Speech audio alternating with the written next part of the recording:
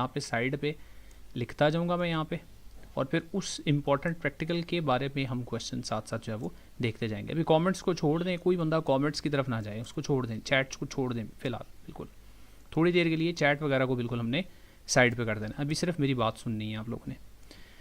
अच्छा जी, सबसे पहला एक्सपेरिमेंट ये मॉडल पेपर में आया है, ये सबसे पहले करना है, बहुत इंपॉर्टेंट है, सिंपल पेंडुलम वाला। इसमें क्या क्या चीज़ें ज़रा डिफरेंट आ सकती हैं वो भी बता दूँ थोड़ी देर में। इसके बाद ओहम्स लॉ, ये दूसरे नंबर पे सबसे इम्पोर्टेंट प्रैक्टिकल है। पहले नंबर पे ये है, दूसरे नंबर पे ये है, ये दो करने हैं सबसे पहले। इसके बाद तीसरे नंबर पे रजिस्टर इन सीरीज़ वाला करना है, बाकी भी करेंगे लेकिन ये 1 2 3 इसी ऑर्डर से हम करेंगे। 1 2 3, उधर 1 2 3 नहीं देखना, जो मैंने 1 2 3 लिखे हैं ये नोट डाउन कर लें। सेक्शन ए में 6 नंबर हमने पक्के करने हैं, सबसे पहले हमने 6 नंबर्स को बिल्कुल ओके कर लेना है, ठीक है। उसके बाद 4 नंबर्स के लिए जो प्रिज्म के दोनों हैं, हर सूरत सबसे पहले ये दोनों करने हैं, प्रिज्म के दोनों ये करने, नंबर 1 नंबर 2। इसके बाद मेरे ख्याल में लॉजिक गेट्स में से भी एक क्वेश्चन आएगा 3, और उसके बाद चौथे नंबर पे ग्लास लैब करना है। और इसमें से बहुत लंबे लंबे प्रैक्टिकल, बहुत लंबी लंबी कहानियाँ नहीं हमने करनी, शॉर्ट क्वेश्चंस करने हैं, टू द पॉइंट बात करनी है। ये जो नोटबुक आपके सामने खुली हुई है, ये और इस किस्म की नोटबुक्स हैं ना, एक बात याद रखना, इसमें ये जो कुछ लिखा होता है ना, यहाँ ये प्रैक्टिकल के बारे में ये सारी जो कहानी लिखी हुई है ना, ये सिर्फ किताब का पेट भरने के लिए होती है, ठीक। मेरा नहीं ख्याल कि आप में से किसी ने ये सारा कुछ पढ़ा होगा और याद किया होगा, ये टेबल और ये ग्राफ और ये वो, ये सारा कुछ किया होगा, करना भी नहीं। आपको जो उस प्रैक्टिकल से रिलेटेड क्वेश्चंस आ सकते हैं, अभी टाइम ये है कि हमने वो करने हैं, ठीक है। अगर किसी ने बिल्कुल ज़ीरो तैयारी है, अभी भी करना चाहता है, उसके लिए भी पहले से तैयारी हुई भी है, उसके लिए भी ये बातें स्टार्ट में इसीलिए मैंने कर दी, ठीक हो गया जी। अब सबसे पहला प्रैक्टिकल है length of a simple pendulum को चेंज करके उसका इफेक्ट बताना है किसके ऊपर, time period of the simple pendulum के ऊपर। और उसकी मदद से आपने फाइंड आउट क्या करना है, फाइंड आउट आपने करना है acceleration due to gravity find out करनी है, ठीक। ये एक्सपेरिमेंट है। अब इसमें हमने क्या चीज़ देखनी है, टाइम पीरियड जो है वो अफेक्ट किस किस चीज़ से होता है। डायरेक्ट मैं उस प्रैक्टिकल के ऊपर चला जाता हूँ, या उसके जो इधर क्वेश्चंस गिवन है, मॉडल पेपर गिवन है, जो कुछ है उस पर डायरेक्ट चला जाता हूँ। तो सबसे पहली चीज़ याद रखनी है, जो टाइम पीरियड है ना, वो डिपेंड करता है लेंथ पर। अगर आप एक जगह रहकर काम कर रहे हैं, अगर आपने ज़मीन के करीब रहकर काम कर रहे हैं, अगर आप दूर नहीं हैं, बहुत हाइट के ऊपर नहीं हैं, तो लेंथ पर ही टाइम पीरियड सिर्फ डिपेंड करता है। अब वो कैसे, हमें टाइम पीरियड का फार्मूला जो है वो याद होना चाहिए। वैसे भी याद ही होता है आपको टाइम पीरियड का फार्मूला, T=2π√L/G, ये फार्मूला होता है। ये मॉडल पेपर अगर हम ये कर चुके हैं, हम इसके ऊपर भी बात नहीं कर रहे हैं, मैंने कर लिया है, वीडियो आप देख सकते हैं, ठीक है। अब इधर आ जाएं, अब यहाँ देखें, टाइम पीरियड का सबसे पहले आपने फार्मूला याद किया हुआ है, थ्योरी के पेपर में दोबारा देख लें, T=2π√L/G होता है। इसमें से ये पता चलता है कि टाइम पीरियड डायरेक्टली प्रोपोर्शनल होता है स्क्वायर रूट ऑफ लेंथ के, लेंथ के नहीं, स्क्वायर रूट ऑफ लेंथ के होता है, ठीक। अब यहाँ से एक वेरी इंपॉर्टेंट, यहाँ से एक बात हमें पता चलती है, जब भी दो क्वांटिटीज़ डायरेक्टली प्रोपोर्शनल होती हैं तो उनका अगर मैं ग्राफ ड्रॉ करूँगा, यानी टाइम पीरियड का और स्क्वायर रूट ऑफ लेंथ का, तो टाइम पीरियड को मैं वाई एक्सिस पे लूँगा, स्क्वायर रूट ऑफ लेंथ को मैं एक्स एक्सिस पे लूँगा। ये क्वेश्चन पूछा जा सकता है। अगर इन दोनों का, टाइम पीरियड और स्क्वायर रूट ऑफ लेंथ का, मैंने ग्राफ लिया, तो मेरी ग्राफ ऐसे आएगा, you straight line passing through the origin. Direct proportion के लिए स्ट्रेट लाइन का होना ज़रूरी है और ओरिजिन से पास होना ज़रूरी है, ठीक है। पासिंग थ्रू ओरिजिन ज़रूरी, दोनों बातें ज़रूरी हैं। लेकिन यूजुअली वो करते हैं क्या, वो आपको ये कहते हैं कि यार ये टी और √L के बजाय ना आप दोनों साइडों को ना स्क्वायर कर देना, तो इधर हो जाएगा T² और उधर हो जाएगा L, तो T² प्रोपोर्शनल टू L। यानी यहाँ आपको ग्राफ T और √L का भी दिया जा सकता है, या आपको ये कहा जा सकता है कि अगर ग्राफ ड्रॉ करें आप T² और L का, तो फिर कैसा होगा, बिल्कुल ऐसा ही स्ट्रेट लाइन और पासिंग थ्रू दी ओरिजिन होगा, ठीक है।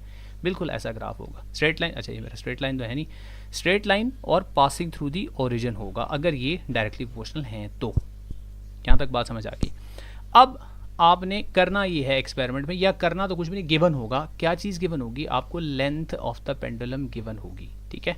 लेंथ कहाँ से कहाँ तक होती है पेंडुलम की, ये भी सुन लें। ये थ्रेड होता है, थ्रेड डायग्राम में आपको ऐसे बताया जाएगा, थ्रेड से लेकर नीचे इसके एक मेटल का सफेयर, एक मेटालिक बॉब लगा होता है। यहाँ आपको जो लेंथ गिवन होती है ना जो पेपर में, वो ऐसे यहाँ से लेकर, हो सकता है आपको बताया जाए ऐसे हिंट देके कि यहाँ तक ये लेंथ है, कहाँ से कहाँ तक, ये थ्रेड और ये आगे हुक लगी हुई, ये यहाँ तक ये L है, ये आपको L1 या L या कुछ भी कह दूँ मैं, इसको स्मॉल L कह दूँ, ये गिवन होगी। इसके आगे देखें क्या चीज़ है, ये सफ़ेयर है, तो सफ़ेरिकल चीज़ों की लेंथ नहीं हुआ करती, उनका डायमीटर और डायमीटर का हाफ करते हैं तो रेडियस हुआ करता है। तो ये रेडियस इसके सेंटर से लेकर यहाँ तक का ये फासला होगा, तो इसके अंदर इसका रेडियस हम ऐड करेंगे, ठीक है। इसको थोड़ा सा मैं जूम इन करके दिखाता हूँ कि रेडियस अगर मैं इसके अंदर ऐड करूँगा तो मुझे इसकी टोटल लेंथ तब मिलेगी, ठीक है। ये रेडियस गिवन होगा पेपर में या डायमीटर गिवन होगा पेपर में। अब आपको टोटल लेंथ यहाँ से लेकर इसके ये सेंटर तक ये टोटल लेंथ आपको मिल जाएगी L + R करने से। लेकिन अगर R गिवन है तो ठीक है, D गिवन है तो D ना ऐड कर देना, D का हाफ करके रेडियस इसमें ऐड कर देना। ये पेपर में गिवन होगा, आपने कुछ भी यहाँ से याद नहीं करना है इस टेबल में से या मेरी वैल्यूज़ में से कुछ भी याद नहीं करना, आपको सिर्फ पता होना चाहिए वैल्यू कैसे टेबल में पुट करनी है, ठीक है। तो लेंथ गिवन होंगी 2 या 3, ये गिवन होंगी पहले से। उसके बाद क्या करना है, इनमें R प्लस करना है, ऊपर उसने लिख के बता दिए, ना लिख के बताए फिर भी याद रख लें। लेंथ में रेडियस ऐड करना है, तो 0.48 में 2.21 प्लस कर देना है। लेकिन अच्छा सॉरी, मैं भी वही गलती करने लगी जो मैं आपको बता रहा हूँ कि गलती नहीं करनी। क्या नहीं गलती करनी, देखें यहाँ से आपको खुद थोड़ा सा ना आइडिया हो जाना चाहिए कि यार ये कुछ ना कुछ इसमें गड़बड़ लग रही। क्या गड़बड़ लग रही है कि रेडियस है 2.2 और लेंथ है 0.48, तो यहाँ डायग्राम में देखें कि धागा तो लंबा लग रहा है और रेडियस तो छोटा सा है, तो क्या ऐसा हो सकता है कि रेडियस बड़ा और लेंथ छोटी हो, तो इसमें कुछ ना कुछ गड़बड़ है। अब क्या गड़बड़ है, गड़बड़ ये है ये मीटर्स में गिवन है लेंथ, तो यहाँ उन्होंने मॉडल पेपर में दिया, हो सकता है बोर्ड वाले भी ऐसे ही करें, आपको ये लेंथ मीटर में दे दें, रेडियस सेंटीमीटर में दे दें, तो फिर क्या करें, दोनों को किसी एक यूनिट में रखना। अब ये मेरे से कमेंट्स में पूछा था कुछ स्टूडेंट्स ने कि आप वो जी की वैल्यू 980 कहाँ से ले आए, तो मैं नहीं लेके आया। जी की वैल्यू जो मेरे पास वेरिएबल्स आ रहे हैं उनसे मुझे पता चला कि एंड में जाके सेंटीमीटर पर सेकंड, अभी आगे बताता हूँ वो कैसे आएगी। इसी तरह यहाँ पर मैंने नहीं लिखा सेंटीमीटर या मीटर, या पेपर में नहीं लिखा, आपने नहीं लिखा होगा पेपर में, या मैंने नहीं लिखा होगा, पेपर में लिखा आ गया, उसको फॉलो करना है। अगर ये मीटर है तो या तो इसको मीटर ही रहने दें और इसको भी मीटर बना दें, या यूं करें कि ये वाला रेडियस सेंटीमीटर में है तो इसको भी सेंटीमीटर में कन्वर्ट कर देना। क्यों ऐसा मैं क्यों कह रहा हूँ, थोड़ा सा टेबल को आगे पढ़ लिया करें, एकदम आगे चलते जाएं, इधर आके आंसर आगे देखें क्या उसमें लिखा है, सेंटीमीटर पर सेकंड स्क्वायर में। इसका मतलब है फाइनल आंसर जो पेपर सेटर है he is looking at centimetre the unit, तो आपको जो पीछे मीटर वाली यूनिट है ना उसको सेंटीमीटर में कन्वर्ट कर देना चाहिए। यानी 0.48 को आपने 100 से मल्टीप्लाई करना है तो क्या बन जाएगा, 48 बन जाएगा। अब देखो 48 लेंथ है और 2.21 सेंटीमीटर है, वो रेडियस है, तो दोनों को मैंने जस्ट प्लस करना है, तो 48 में 2.21 प्लस करेंगे तो ये 50.21 आ जाएगा। मैं किसी एक को सॉल्व करके दिखा देता हूँ ताकि आपको प्रॉब्लम ना हो। यहाँ पे मेरे पास आ जाएगा 50.21, टाइम भी मुझे गिवन होगा, मुझे कोई परेशानी की ज़रूरत नहीं है। दोनों को मैंने क्या करना है, मीन फाइंड आउट करने के लिए अभी तक तरीका नहीं बताया मीन का, आपने मीन को पता है आपको कैसे फाइंड आउट करते हैं मीन को, दोनों को प्लस करते हैं और 2 से डिवाइड कर देते हैं। तो अगर मैं इन दोनों को प्लस करके 2 से डिवाइड करूँगा तो मेरा आंसर आएगा 14.205, तो वो राउंड ऑफ करके 14.21 ही आ जाएगा। कैलकुलेटर पे करके देख लें। उसके बाद ये मैंने वीडियो में भी बताया था, ये वाइब्रेशन यहाँ पे 10 हैं, हो सकता है पेपर में 15 दे दें आपको। आपने इसको याद नहीं करना कि टाइम को 10 से डिवाइड करना है, टाइम को याद करें नंबर ऑफ वाइब्रेशन से डिवाइड करना है। वाइब्रेशन 10 भी हो सकती है, 15 भी हो सकती है, तो इसलिए इसको अभी 10 से डिवाइड किया, लेकिन अगर यहाँ पे 10 के बजाय 15 हुई तो 15 से डिवाइड करना, ठीक है। अभी फिलहाल मैं 10 से ही डिवाइड करूँगा तो मेरा टाइम पीरियड आएगा 1.421, पूरा लिख दिया मैंने।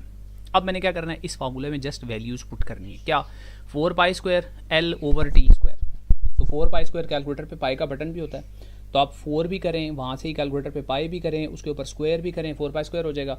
उसको आपने मल्टीप्लाई करना है लेंथ के साथ, कौन सी लेंथ, ये वाली लेंथ 50.21, तो मल्टीप्लाइड बाय 50.21 मैं करता हूँ, और फिर उसको आपने डिवाइड किसके साथ करना है, टाइम पीरियड के स्क्वायर के साथ, यानी 1.421 के स्क्वायर के साथ डिवाइड कर देना। ये सारा कुछ मैं करूँ तो फिर आंसर आ रहा है 981.66, तो मैं इसको लिखूँगा 981.7, क्या 982 भी लिख सकता हूँ, ठीक है, 981.7 सेंटीमीटर पर सेकंड स्क्वायर।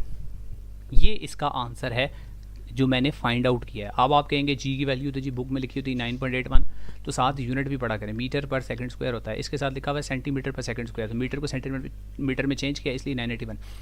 अब ये आंसर ऐसे ही लिख दें, कोई मसला नहीं, कोई गलत नहीं होगा, सेंटीमीटर पर सेकंड स्क्वायर में ही लिख दें तीनों का आंसर, कुछ भी गलत नहीं होगी, ठीक।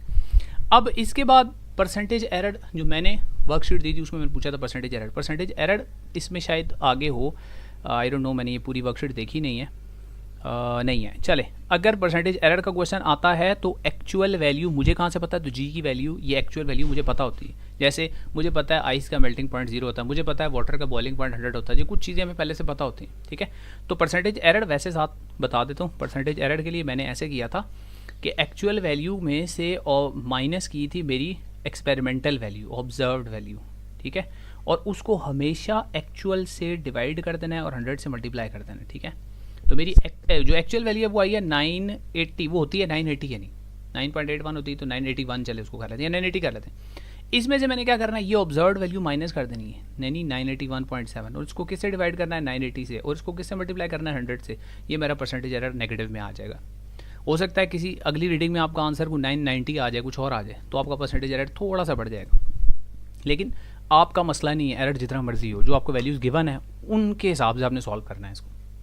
What is the aim of your experiment, तो एक्सपेरिमेंट का एम क्या है, आपने बताना है लेंथ का इफेक्ट क्या होता है टाइम पीरियड पर। The aim of this experiment is to determine the effect of the length on the time period of a simple pendulum, ये इसका एम होता है। और उससे फिर तैयार value of g be find out करें, वो स्टेटमेंट में लिखा हुआ है एम क्या, इसलिए परेशान नहीं होना उसमें। उसके बाद आगे, how did you ensure accuracy in your measurements, तो एक्यूरेसी इसमें नहीं, किसी भी एक्सपेरिमेंट में एक्यूरेसी का ताल्लुक किस चीज़ के साथ होता है, आपने जो मेजरिंग इंस्ट्रूमेंट यूज़ किए हैं उनमें ज़ीरो एरर तो नहीं है। आपने जब रीडिंग ली है तो कैलिब्रेशन उस इंस्ट्रूमेंट की सही की है या नहीं की, ठीक है। और आपने रीडिंग्स एक से ज़्यादा बार ली हैं और एवरेज निकाली है, ताकि कोई रैंडम पर्सनल एरर हो मिनिमाइज हो जाए, ठीक है जी। ये हो गया इससे रिलेटेड, ये पहला इनका जो मॉडल पेपर है इससे रिलेटेड कोई क्वेश्चंस हैं, ये आई थिंक काफ़ी हो जाएंगे, इसमें कोई और मेरे ख्याल में कोई ज़रूरत नहीं पड़ने लगी, जो चीज़ आपको समझ में कोई ऐसी ना आई हो। अच्छा, अब क्या करूँ, अब आपके क्वेश्चंस ले लूँ, अभी मैं बिल्कुल आपके कमेंट्स नहीं पढ़ रहा, ठीक है। I am not viewing any of your comments right now, जब मैं बताऊँगा तब मेरे से सवाल पूछना है, क्योंकि अगर मैं सवालों के जवाब लग गया देने तो फिर वो मसला हो जाएगा कि आपको यहाँ से चीज़ हम रह जाएगी हमारी, ठीक है। I am not looking at that at the moment. अच्छा जी, इसके बाद मैंने कहा था ये नंबर 1 पे करना है, इसके बाद मैंने आपको कहा था नंबर 2 पे क्या करना है, आपने ओम्स लॉ वाला जो एक्सपेरिमेंट है वो नंबर 2 पे करना है। मेरे ख्याल में बहुत इंपॉर्टेंट है वो एक्सपेरिमेंट, ठीक है, मेरा आइडिया है ये इंपॉर्टेंट एक्सपेरिमेंट है। अब ओम्स लॉ में है क्या, सबसे पहले आपको लॉ का पता होना चाहिए, ठीक है जी। यानी अच्छा हाँ, इसमें एक चीज़ ऐड कर दूँ कि ये जो सिंपल पेंडुलम का जो टाइम पीरियड है ना, वो सिर्फ लेंथ पे डिपेंड करता है। अगर आपसे कोई पूछे मैथ्स पे डिपेंड करता है कि नहीं करता। अगर मैथ्स चेंज करें तो टाइम पीरियड चेंज होगा, नहीं होगा। वैल्यू ऑफ जी चेंज होगी, वो भी नहीं होगी। वैल्यू ऑफ जी भी मैथ्स पे डिपेंड नहीं करती, वो प्लेस टू प्लेस वेरी करती है, ठीक है। अब यहाँ ये जो इसका मॉडल पेपर है दूसरा वाला, यहाँ अच्छा ये तो आंसर्स है ना, यहाँ देखते हैं क्या है, कोई क्वेश्चन ऐसा नया हो कोई जो हमने पीछे छोड़ दिया हो।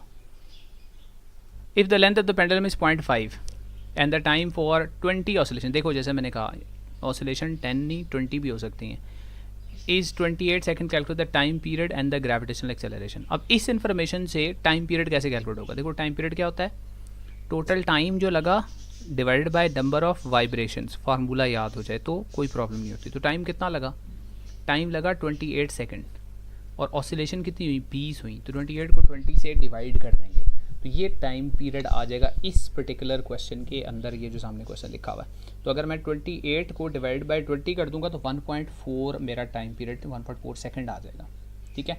और लेंथ है 0.5 मीटर, तो आपने वैल्यू ऑफ जी कैसे फाइंड आउट करनी है, वही फार्मूला 4π² L/T², इसमें L की जगह 0.5, टाइम पीरियड की जगह 1.4 पुट करेंगे, आंसर आ जाएगा, ठीक है। अब मैं आगे चल रहा हूँ ओम्स लॉ वाले की तरफ। एक एक्सपेरिमेंट पे इतना वक्त काफ़ी है, हमने सारे कवर करने हैं।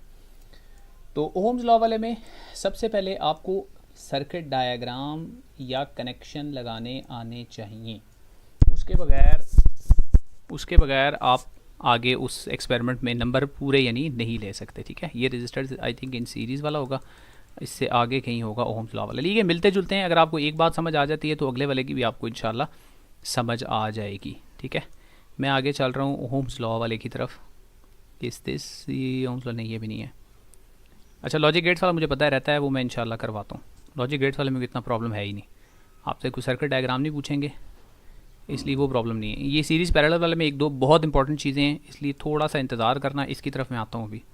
अभी मैं आसान वाले की तरफ जा रहा हूँ ताकि पहले वो क्लियर हो जाए। सीरीज़ पैरेलल वाले में गलती करेंगे आप लोग, वो गलती बताता हूँ, उससे बचना है। किधर गया ओम्स लॉ वाला, कहाँ गया? अच्छा ये अभी भी वही सीरीज़ पैरेलल ही चल रहा है। अच्छा एक मिनट, इसको मैं जूम आउट कर दूँ ताकि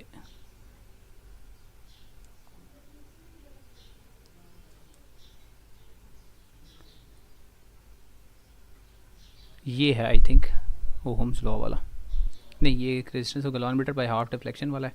तो ओम्स लॉ वाला कहाँ गया भाई?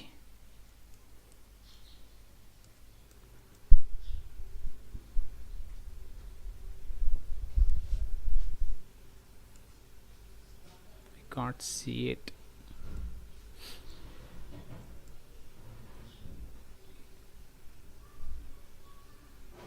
ये है गैल्वेनोमीटर वाला ही चल रहा है अभी तक।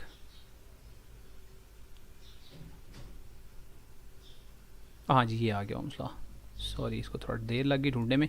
अच्छा इसमें है क्या, सबसे पहली चीज़ आपको इसमें कनेक्शंस देखने हैं। सबसे पहले आपने कनेक्शंस सीखने हैं कि अगर आपने कनेक्शंस जो है वो लगाने पड़ते हैं या डायग्राम बनानी पड़ती, लगाने तो नहीं, परफॉर्मेंस तो हमारी है नहीं, तो अगर मुझे यहाँ पर सर्किट डायग्राम बनानी पड़ जाए तो वो कैसी मेरी सर्किट डायग्राम होती है। तो ये सामने बनी हुई भी है, लेकिन इसको मैं इधर रीड्रॉ करता हूँ ताकि आपको क्लियर हो जाए। तो सबसे पहले याद रखें सीरीज़ कनेक्शन में क्या होता है। ये बैटरी अगर मैं लगाता हूँ, एक बड़ा और एक छोटा टर्मिनल बैटरी का है, इसके पॉजिटिव टर्मिनल से यहाँ लाकर मैं एक रेजिस्टेंस बॉक्स लगा देता हूँ। यहाँ सबसे पहले इधर लगा वेरिएबल रजिस्टर, तो ये लगाना है आपने, वेरिएबल रजिस्टर लाजमी लगाना है। ये वाला रजिस्टर ऐसे रजिस्टर का सिंबल होता है, इसके ऊपर ऐसे ये एरो लगा दूँ ना, ये बन जाता है वेरिएबल रजिस्टर। क्यों? अगर बैटरी दे रही है ना 3 वोल्ट, वेरिएबल रजिस्टर नहीं लगाऊंगा ना तो 3 वोल्ट ही रहेगा सर्किट में। मैंने इसको चेंज करना है, 0 फिर 0.1 फिर 0.2 फिर 0.3 ऐसे मैंने इसको चेंज करना है, याद रखनी, ठीक है। तो इसका मतलब क्या है कि मुझे यहाँ पे वेरिएबल रजिस्टर लगा के रेजिस्टेंस को वेरी करना है, और रेजिस्टेंस को वेरी करना है तो रेजिस्टेंस को वेरी करके मैंने वोल्टेज को वेरी करना है बेसिकली, ठीक है। अच्छा इसके बाद आगे लगा हुआ है फिक्स्ड रजिस्टर, ये वेरिएबल रजिस्टर हो गया। इसके बाद देखें आगे ले जाकर ऐसे फिक्स रजिस्टर लगा हुआ है। अब वो जो फिक्स रजिस्टर है उस रजिस्टर के अक्रॉस हमने वोल्टेज को बढ़ाना है, और उस रजिस्टर के अक्रॉस देखना है करंट बढ़ रहा है कि नहीं। तो करंट को चेक करने के लिए क्या चाहिए, एमीटर। एमीटर कहाँ लगाना है, सीरीज़ में लगाना है। ये तीनों चीज़ें सीरीज़ में लग गई, बैटरी, ये वेरिएबल रजिस्टर, ये फिक्स रजिस्टर, एमीटर, चारों चीज़ें ये सीरीज़ में लग गई हैं अभी, ठीक है जी। ये चारों चीज़ें अभी मैंने सीरीज़ में लगा दी हैं। अब पैरेलल में क्या चीज़ लगनी है, वोल्ट मीटर। कहाँ पर लगना है वोल्ट मीटर पैरेलल में, जहाँ रेजिस्टेंस लगी हुई है, फिक्स्ड वाली रेजिस्टेंस वहाँ पर। तो ये फिक्स वाली रजिस्टर के साथ यहाँ इसलिए पैरेलल में वोल्ट मीटर लगा दिया। अब आपको क्वेश्चन डिफरेंट क्या आ सकता है, वो आपको ऐसे करेंगे कि यहाँ से वोल्ट मीटर की जगह पे ना इधर एम मीटर लगा देंगे, और एम मीटर की जगह पे वोल्ट मीटर लगा देंगे, कहेंगे हाँ जी गलती बताएं क्या है। तो अगर आपने अभी ये बात सुन ली है गौर से कि एमीटर हमेशा सीरीज़ में लगता है और वोल्ट मीटर हमेशा पैरेलल में लगता है, तो फिर आप बिल्कुल ठीक बता देंगे। अगर आपने ये बात नहीं सुनी, अगर आपको ये बात समझ में नहीं आई, तो ज़ाहिर आप गलत करेंगे, ठीक है। तो वोल्ट मीटर हमेशा पैरेलल में लगाना है, एमीटर हमेशा सीरीज़ में लगाना है। अब उसके बाद क्या करना है, जो वेरिएबल रजिस्टर है वहाँ से हमने वोल्टेज को रेजिस्टेंस को चेंज करना है। उससे क्या होगा, ये पॉइंट ए है, ये पॉइंट बी है, इनके अक्रॉस वोल्टेज चेंज होगी। वोल्टेज की वजह से इनके अक्रॉस करंट जो इनमें से गुजर के जा रहा है वो चेंज हो जाएगा। आपने यहाँ पर जो वैल्यूज़ गिवन है, आपको पहले से ये गिवन है, reading on the volt meter, reading होती है मीटर, ये गिवन है हमें, ठीक है। ये थोड़ा उन्होंने मुश्किल करके बना दिया है, 1/ma करके और 1/a करके, ऐसा नहीं होता। आपको आसान सी वैल्यूज़ गिवन होगी, एम मीटर की एम्पेयर में और वोल्ट मीटर की वोल्ट्स में गिवन होगी, ठीक है। लेकिन चले मान लिया कि इतना ही मुश्किल पेपर बनेगा जितना इस वर्कशीट में बताया गया, ठीक, तो कोई मसला नहीं, इसी को पढ़ लेते हैं। Reading on ammeter. अब एम मीटर की रीडिंग क्या, 1/, नहीं 1 नहीं लिखा, आई थिंक आई लिखा है और नीचे एम ए लिखा। अच्छा, इसका मतलब पता है क्या, उसने सिंबल लिखा है आई, और ये बताया नीचे जो लिखा हुआ है ना डिनोमिनेटर में, असल में वो लिखा हुआ है इसका यूनिट है मिली एम्पेयर। ये मतलब है ये आई ओवर एम ए नहीं है, यानी सिंबल आई है लेकिन यूनिट मिली एम्पेयर है। तो मिली एम्पेयर को बाद में हम क्या करेंगे, एम्पेयर में चेंज करेंगे। तो एम्पेयर में चेंज करने के लिए क्या करेंगे, उसको 1000 से डिवाइड कर देंगे। तो 1000 से किसको डिवाइड करेंगे, यहाँ जो नंबर लिखा हुआ है 1.5 टाइम्स 10⁴ लिखा हुआ है, इसको 1000 से डिवाइड कर दें तो क्या बन जाएगा 1.5 टाइम्स 10⁻1 बन जाएगा। इसको 1000 से डिवाइड करेंगे 1.9 टाइम्स 10⁻1 बन जाएगा। ये 2.3 इंटू 10⁻1 बन जाएगा। ठीक है, ये 10⁻1 ना लिखें तो इसको 19 लिखें, इसको 15 लिखें, इसको 23 लिखें, ज़्यादा आसान है। आगे वोल्ट मीटर की रीडिंग भी मिली वोल्ट में, उसको वोल्ट में कन्वर्ट, यानी एक स्टेप उन्होंने फालतू बता दिया। वैसे पेपर में मेरे ख्याल में डायरेक्ट आपको करंट भी गिवन होगा और वोल्टेज भी गिवन होगी। आगे क्या करना है, आगे आपने डिवाइड करना है दोनों को, R = V/I, यानी जो वोल्टेज की वैल्यू यहाँ पर है पहले वाले रो के अंदर, ये वोल्टेज की वैल्यू, इसको आपने इधर वोल्ट्स में चेंज किया ना, ये 80 आ गया। ठीक है, इस 80 को आपने डिवाइड करना है किसके साथ, यहाँ जो करंट की वैल्यू आएगी यानी 15 आएगी, उससे डिवाइड कर देना। तो यहाँ पे आपके पास रेजिस्टेंस आ जाएगी, 80 को 15 से डिवाइड करेंगे, रेजिस्टेंस आ जाएगी। इसी तरह यहाँ वैल्यू आपकी ये आएगी 10, इसको आपने इससे डिवाइड कर देना है। इसी तरह यहाँ जो वैल्यू आएगी इसको आपने इससे डिवाइड कर देनी, वोल्टेज को करंट से डिवाइड करते जाना, रेजिस्टेंस आती जाएगी। अगर रेजिस्टेंस की वैल्यू तकरीबन कांस्टेंट रहती है तो इसका मतलब है, अगर रेजिस्टेंस की वैल्यू कांस्टेंट रहती है तो ये कंडक्टर ओम्स लॉ को ओबे करता है, अदरवाइज ये नहीं करता। What is the objective is the experiment to verify Ohm's law. ये ऑब्जेक्टिव ही है इसका। ऑब्जेक्टिव एक्सपेरिमेंट का क्या होता है कि जो गिवन लॉ है उसको हमने टेस्टिफाई करना है कि ये जो हमारा गिवन सर्किट है ये उस लॉ को टेस्टिफाई कर रहा है या नहीं कर रहा। ठीक है, ओबे कर रहा है कि नहीं कर रहा। लेकिन इससे रिलेटेड जो क्वेश्चन ज़्यादा इंपॉर्टेंट बन सकते हैं वो क्या है, आगे चलते हैं।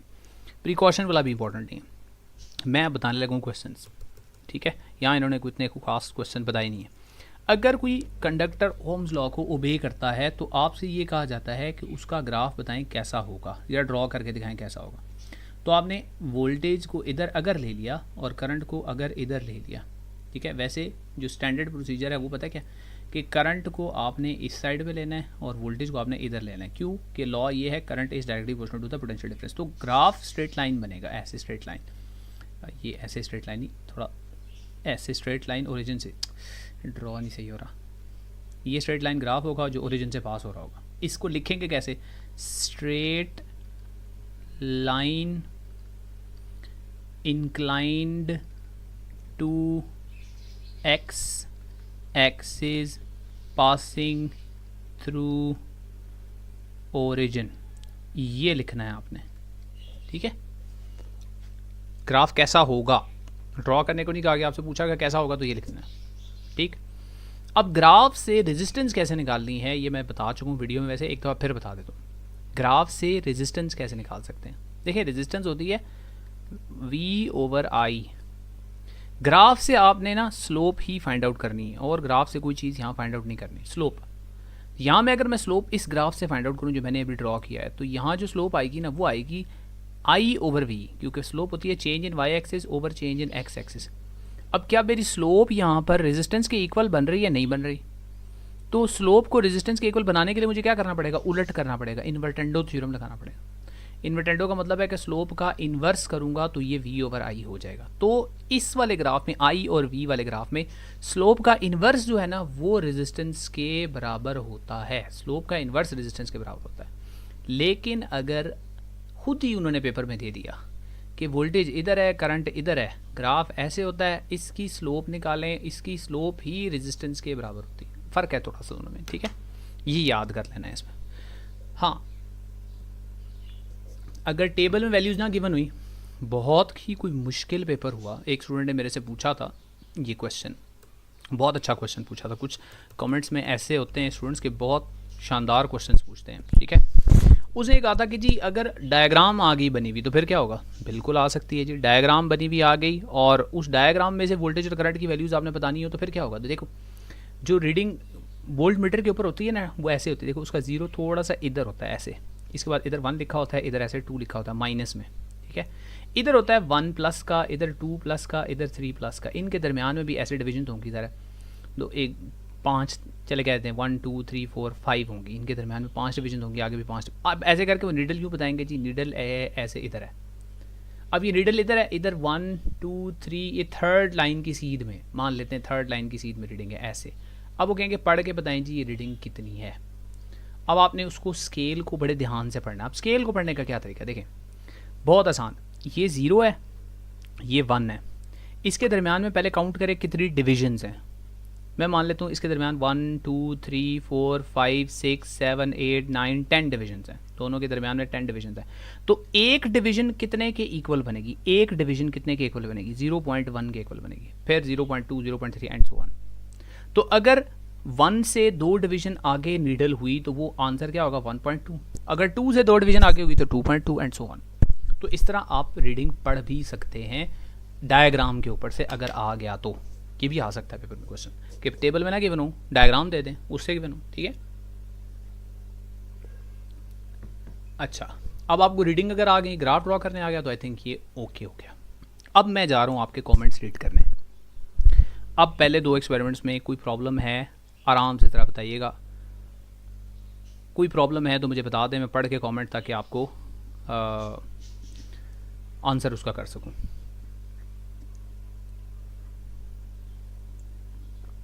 अगर इन दोनों एक्सपेरिमेंट में कोई क्वेश्चन है तो पूछ सकते हैं आप।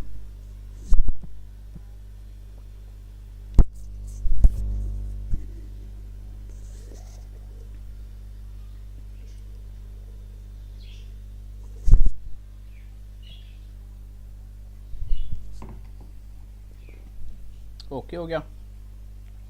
परसेंटेज एरर बता चुका हूँ, थोड़ी देर पहले बताया, थोड़ा सा इसको रिवाइंड कर लेना वीडियो को बाद में, ठीक है।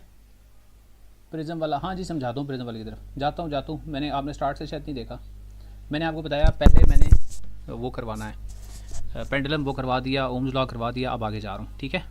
परसेंटेज एरर बता चुका हूँ, वापस पीछे चले जाना, वहाँ से देख लेना। परसेंटेज एरर बता चुका हूँ, ठीक है। PDF शेयर कर दूंगा, बुक का PDF शेयर कर दूंगा। PB में MCQ आए थे 9 में, इतने ज़्यादा नहीं आएंगे यार, इसी तरह एक आध रीडिंग पूछी जाएगी, ठीक है। बुक का PDF शेयर कर दूंगा। एक कमेंट एक दफ़ा बेटे प्लीज़, एक कमेंट एक बार करना है, ठीक है। बहुत मुश्किल है, माशाल्लाह मेरे साथ काफ़ी सारे स्टूडेंट्स आप लोग ऐड हैं, तो मुश्किल है, ठीक है। सबके कमेंट्स इस तरह आगे पीछे हो जाएंगे। ओम लॉ का क्वेश्चन ये बता दिए मैंने, जो इन्हीं में से इंशाल्लाह आएगा। बुक का PDF बेटे शेयर कर दूंगा, बार बार मत करें, ठीक है, ठीक है। चलें, आई थिंक ये ओके हो जाएगा। ये वाले एक्सपेरिमेंट्स ओके हो गए, आगे चल। पेपर इंशाल्लाह इजी आएगा बेटे, कोई मसला नहीं। फुल स्क्रीन अभी करता हूँ, फुल स्क्रीन, ये मुझे पहले नहीं बताया यार। फुल स्क्रीन किसकी करूँ, इसकी फुल स्क्रीन। ओह ये मुझे पहले नहीं बताया यार आप लोगों ने, फुल स्क्रीन का। अब ठीक है स्क्रीन, अब मुझे चैट तो नहीं नज़र आ रही आपकी, लेकिन स्क्रीन अब फुल हुई है, आई थिंक ठीक हो गया। चले, अब मैं चैट अभी नहीं पढ़ रहा, बल्कि ये चैट जो है ना बहुत ज़्यादा डिस्टर्बेंस को थोड़ी सी क्रिएट कर रही है। मैं इसको थोड़ी देर के लिए डिसेबल कर रहा हूँ, थोड़ी देर के लिए चैट को डिसेबल कर रहा हूँ आपस में, ताकि अभी जो है ना गप्पे बंद करो और जो बात कर रहा हूँ उस पर ध्यान दो, ठीक है। Physics practical to find the resistance of colon, हाँ वो जाता हूँ रेजिस्टेंस ऑफ कोलॉन की तरफ जाता हूँ, ठीक है। हाँ बाहर कबाड़िया आ गया यार वाकई ठीक है। अच्छा लो, आप लोग अब जो टाइम बर्बाद करना चाहते हो वो आपस में गप लगाते रहो, बाकी मेरी बात सुनो, ठीक है। बाकी मेरी गौर से बात सुनो, बाकी सब लोग मेरी बात सुनो, जिनका टाइम जो है वो इम्पोर्टेंट है, वो मेरी बात सुननी है। अब इसके बाद आगे ये एक एक्सपेरिमेंट है जिसमें हमने स्क्रीन ठीक है, देख लें स्क्रीन, और मैक्सिमाइज़ तो नहीं करनी, स्क्रीन फुल करें प्लीज़, समझ नहीं आ रही। ओह अच्छा, मैं दोबारा करता हूँ, वैसे मैंने कहाँ से की थी स्क्रीन फुल, एक मिनट मुझे इसको छोटा थोड़ा सा करने दें, फिर उसके बाद मैं देखता हूँ स्क्रीन कहाँ से मैंने मैक्सिमाइज़ की थी। यहाँ से की थी आई थिंक, यहाँ से और यहाँ से। अब ओके होगी स्क्रीन, ठीक है। चलो जी, अब आगे चलते हैं। अब मैं वो रीड नहीं कर रहा कमेंट्स, ठीक है। अब मैं कमेंट्स रीड नहीं कर रहा। अब ये अगर स्क्रीन छोटी सी नज़र नहीं आया तो ये देख लें, ये मैंने 2 ग्राफ्स बनाए थे। एक ग्राफ मैंने IV लिखा था और एक मैंने VI लिखा था, और दोनों में मैंने रेजिस्टेंस अलग अलग फाइंड आउट करना बता दिया था, ठीक है। अब जल्दी से सीरीज़ और पैरेलल वाले की तरफ चलते हैं। क्या गलती आप लोग उसमें करते हैं, लेट मी शो यू। आप लोग उसको फॉलो नहीं करते, टेबल को टेबल, हालांकि पूरा गिवन होता है इस एक्सपेरिमेंट में। सीरीज़ और पैरेलल वाले में बहुत ध्यान से देखना है आप। सीरीज़ वाले में और पैरेलल वाले में आपने क्या करना है कि एक बात याद रख लेनी है आपने, सीरीज़ में क्या चीज़ कांस्टेंट होती है और पैरेलल में क्या चीज़ कांस्टेंट होती है। चले पैरेलल वाला सामने आ गया, इसी को बता देता हूँ। जब आप रेजिस्टर्स को पैरेलल में कनेक्ट करते हैं तो इन सब के लेफ़्ट एंड्स एक जगह पे कनेक्ट होते हैं और सब के राइट एंड्स एक जगह पे कनेक्ट होते हैं। ये पॉइंट मैं ए कह देता हूँ, ये वाला पॉइंट मैं बी कह देता हूँ। पॉइंट ए और पॉइंट बी को और से देखें, पॉइंट ए बैटरी के पॉजिटिव से कनेक्टेड है, पॉइंट बी बैटरी के नेगेटिव से कनेक्टेड है। ए और बी के क्रॉस जो वोल्टेज है वो बैटरी की वोल्टेज के इक्वल है। तो यहाँ मैं लिखने लगा हूँ इन पैरेलल शॉर्ट करके वोल्टेज V इज़ सेम, ये सेम होता है, ठीक है।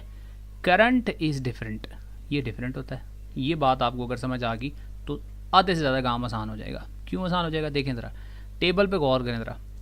यहाँ पे लिखा हुआ है नेट वोल्टेज V। अच्छा आगे चलें, करंट थ्रू R1 उसको I1 कहा गया। I1 ओवर A नहीं है, I1 उसका सिंबल है, A उसका एम्पेयर उसका यूनिट है। अच्छा उसके बाद current through R2, current through R3। Current के कितने कॉलम बने देखें, 1 2 3। क्यों, करंट इज़ डिफरेंट। वोल्टेज के कितने कॉलम बने, एक कॉलम बना है। ये समझ आ गई बात। अब आगे रेजिस्टेंस कैसे कैलकुलेट करते हैं, R equals to V over I होता है बेटे। तो मैंने जो वर्कशीट दी थी उसमें एक आध रो छोड़ दी थी, तो उस एक रो जो मैंने छोड़ी थी उसका भी गलत आप लोगों ने मुझे आंसर एक दो स्टूडेंट ने गलत इसलिए बताया कि उनको ये बात क्लियर नहीं हो रही थी कि रेजिस्टेंस कैसे कैलकुलेट करनी है। वोल्टेज को, नेट वोल्टेज को डिवाइड करेंगे किसके साथ, करंट के साथ। अब किस वोल्टेज को किस करंट से डिवाइड करना है, ये गलती करते हैं आप। अब देखें टेबल रीडिंग को दोबारा ऊपर से पढ़ते हैं। बैटरी ऑफ 6 वोल्ट, बैटरी कितनी 6 वोल्ट की। पहला कॉलम उसने खाली छोड़ दिया, खाली छोड़ दिया। अब आप कहेंगे ये तो मुझे वैल्यू गिवन ही नहीं पेपर में, ये गिवन है यहाँ। अभी मैंने बता दिया ना कि इन तीनों के अक्रॉस जो वोल्टेज है ना वो वोल्टेज बैटरी की वोल्टेज के बराबर है, यानी वो 6 है। तो यहाँ 6 6 6 तीनों में लिख दें 6। अब आपने क्या करना है, R1 के लिए क्या करना है, V ओवर I1। तो V कितना है 6, उसको किससे डिवाइड करना है, I1 से। I1 कितना है 0.013। तो इसको इससे डिवाइड कर देना, 6 डिवाइड बाय 0.013 कर दें तो आपका पहला ये वाला जो कॉलम जो है R1 वाला ये ओके हो जाएगा। ठीक हो गया। तो मैंने 6 को डिवाइड कर देना है 0.013 के साथ, तो मेरा आंसर आ रहा है 461। वैसे बड़ा ये अजीब सा आंसर आ रहा है क्योंकि ये ज़रा वैल्यूज़ थोड़ी मुझे ठीक नहीं लगने, पर जो भी गिवन है आपने पेपर में ना वैल्यूज़ को, अगर पेपर में भी ऐसी अजीब वैल्यू भी आ गया आपने ठीक करने की कोशिश नहीं करनी, जो आंसर आ रहा है वो लिख देना। तो यहाँ मेरा आंसर आ रहा है 461, मैं लिख दूंगा 461, कोई मसला नहीं। उसके बाद आगे देखें लिखा हुआ है R2। R2 कैसे करेंगे, R2 के लिए V को I2 से डिवाइड कर देना। V कितना है 6, तो मैंने 6 को किससे डिवाइड करना है, I2 से। I2 कितना है 0.027, तो मैं इसको 0.027 से डिवाइड करूँगा तो 222 आएगा, तो यहाँ लिख दूंगा 222।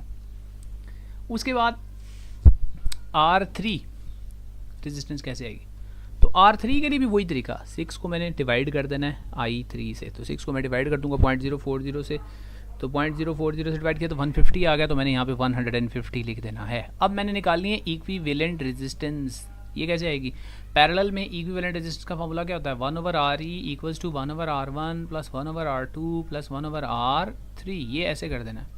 अब मैंने कैलकुलेटर को ये जहमत देनी है, खुद नहीं करनी। R1 461 होता है, तो मैंने कैलकुलेटर पे 461 और साथ ही एक इन्वर्स का बटन होता है वो पुश कर दिया। उसके बाद मैंने प्लस किया इसके अंदर 222 और उसका मैंने कर दिया इन्वर्स। उसके बाद मैंने ऐड किया उसके अंदर 150 का इन्वर्स, तो इस सब के इन्वर्स मैंने ऐड कर दी तो मेरे पास 0.0133 आ गया। फिर इसका मैंने आंसर में इन्वर्स ले लिया तो मेरे पास फाइनल आंसर आया 74। अब आपने एक दफ़ा खुद चेक करना है आप कैलकुलेट करके क्या 74 ला रहे हैं या नहीं। मैं हिंट दे देता हूँ आंसर ठीक कैसे लगेगा आपको। पैरेलल में ना जो सबसे छोटी रेजिस्टेंस है ना वो देखें कौन सी है, R1 R2 R3 में से सबसे छोटी है 150।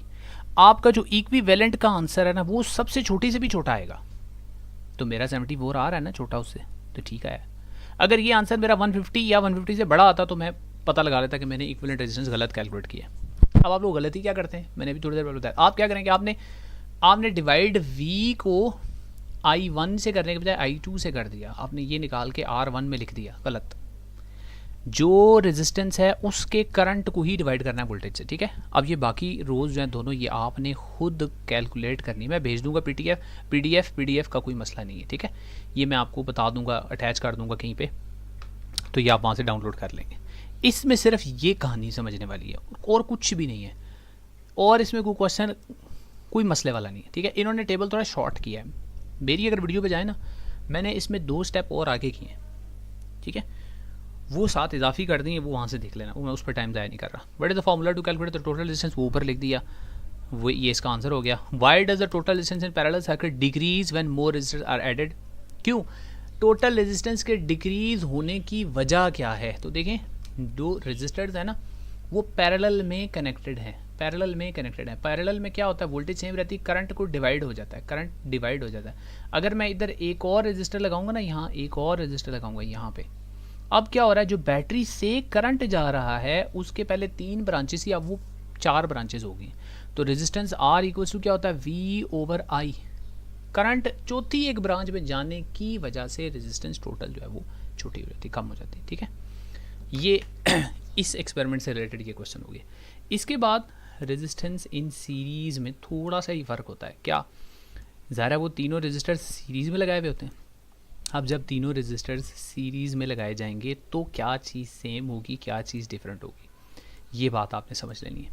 सीरीज़ में अगर रेजिस्टर्स लगाए जाएंगे, ये जैसे सामने लगे हुए हैं, तो करंट सेम होगा, वोल्टेज डिफरेंट होगा. ये बात आपने समझ लेनी, ठीक है. अभी थ्योरी पढ़ने का टाइम नहीं है, सिर्फ ये बात लिख लो, कहीं पे याद कर लो कि सीरीज़ में क्या चीज़ सेम होती है और पैरेलल में क्या चीज़ सेम होती है. तो सीरीज़ में अब यहाँ लिखने लगूँ, मैंने थोड़ी देर पहले पैरेलल का लिख दिया था, अब मैंने सीरीज़ में लिखना है. क्या हो रहा है, सीरीज़ के अंदर करंट I इज़ सेम होता है, वोल्टेज V इज़ डिफरेंट. बस इतनी सी बात याद कर लेनी, ठीक.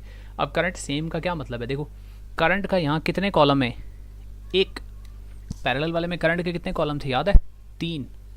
यहाँ किसके 3 कॉलम है, देखो वोल्टेज के, ये V 3 कॉलम है ना. अब R1 कैसे आएगा ज़रा बताएं. अच्छा, करंट कहाँ से आएगा, पहले आप ये कहेंगे टेबल में करंट तो मुझे गिवन नहीं, तो करंट यहाँ गिवन होगा ऊपर, ये देखो 1.2 एम्पेयर, या डायग्राम बना देंगे. तो बैटरी से निकलने वाला जो करंट है ना, वो कितना है, बैटरी से जो बाहर निकला है ना करंट, यहाँ से इधर जो गया है 1.2 है. इसमें से भी 1.2 गुजरेगा, इसमें से भी वही गुजरेगा, एक ही रास्ता है. इसलिए ये भी सवाल आ सकता है कि why current is same through the 3 resistors, because there is just one path for the flow of current. तो 1.2 एम्पेयर है, तीनों में से 1.2 ही होगा. वोल्टेज, हाँ, इसके अक्रॉस वोल्टेज इसकी रेजिस्टेंस के मुताबिक है, इसके अक्रॉस वोल्टेज इसकी रेजिस्टेंस के, और इसके अक्रॉस वोल्टेज इसकी रेजिस्टेंस के मुताबिक है. ठीक हो गया. अब आपने यहाँ वैल्यू जो गिवन होंगी उनसे R इक्वल टू V/I कर लेना है. आई डोंट थिंक इसमें कोई प्रॉब्लम होनी चाहिए. R1 कैसे आएगा, V/I1, यानी V/I करना है. अब V1/I करेंगे ऐसे, क्योंकि वोल्टेज चेंज हो रही है, करंट चेंज नहीं हो रहा. तो V1 ये है 1.93, आपने क्या करना है, इसको करंट से डिवाइड करना है. करंट क्या है 1.2, इसको इससे डिवाइड कर देंगे. ठीक है, चलें एक रो इसकी भी जल्दी से कैलकुलेट करके बता देता हूँ. 1.93 को डिवाइड कर दूंगा 1.2 से, तो 1.6 आ जाएगा. मैं 1.6 शॉर्ट करके लिखता हूँ, 1.6, ये 1.2 1.2 1.2 ही रहेगा. ठीक है, अब मैं एक रो कैलकुलेट कर रहा हूँ सिर्फ. उसके बाद आगे मैंने क्या करना है, R2 के लिए क्या करना है, V2 को I से डिवाइड करना है. V2 2.78 है, 2.78 को मैंने 1.2 से डिवाइड किया तो मेरे पास आ रहा है 2.3. यहाँ पे मैंने लिख दिया जी 2.3. ठीक है जी, 2.31 लिख दें. चलें एक डिजिट और लिख दें, इसमें भी लिख दें, इसमें भी लिख दें. उसके बाद R3 के लिए क्या करना है, V3/I. तो 4.29 को मैंने डिवाइड कर देना है 1.2 से, तो मेरे पास आंसर आ रहा है 3.575. तो 3.58 लिख दूँगा यहाँ, 3.58. ये मेरे पास 3 आंसर हो गए. अब इक्विवेलेंट कैसे आएगी, सीरीज़ में जो इक्विवेलेंट होती है वो तीनों का सम होती है. इन तीनों को मैंने प्लस कर देना है जस्ट. तो ये मैंने पहला लिखा, उसके बाद मैंने दूसरा लिखा, उसके बाद मैंने तीसरा लिखा. ये मेरा आंसर आ गया 7.485. मैंने इसको 7.49 लिख दिया यहाँ पर. अब अगर आप गौर करें, जो इक्विवेलेंट रेजिस्टेंस अब आई है वो तीनों से ज़्यादा है, तीनों इंडिविजुअल से ज़्यादा है. क्यों, उनके सम करने से जो आई है. ठीक है, तो सीरीज़ में अगर एक और रेजिस्टेंस आप इंक्रीज़ करेंगे तो equivalent resistance, total resistance increase हो जाएगी. ठीक है, ये इसका जवाब सवाल आगे हो सकता है. Relationship between the total voltage across the series resistors and the individual voltage. Okay, very important. Battery से जो वोल्टेज आया है यहाँ से, बैटरी अगर लेट से 6 वोल्ट की है, इसके क्रॉस जो वोल्टेज है, इसके क्रॉस जो वोल्टेज है, इसके क्रॉस जो वोल्टेज है, इनका सम करेंगे तो बैटरी के वोल्टेज के बराबर आंसर आ जाएगा. यानी V equals V1 plus V2 plus V3, या voltage across sum of the voltages across all the resistors is equal to the voltage of the battery. अच्छा जी, उसके बाद और कोई question, what instrument is used to measure the current in the circuit? Ammeter. Where should it place? It should always be placed in series. ठीक, इससे related यही आ सकते हैं। अब एक दफ़ा फिर आपके कमेंट्स की तरफ जा रहा हूँ, सवाल कोई है तो पूछ लें, और एक बात एक बार पूछनी है, बार बार नहीं पूछनी। हाँ जी, और किसी का क्वेश्चन है तो पूछ लें।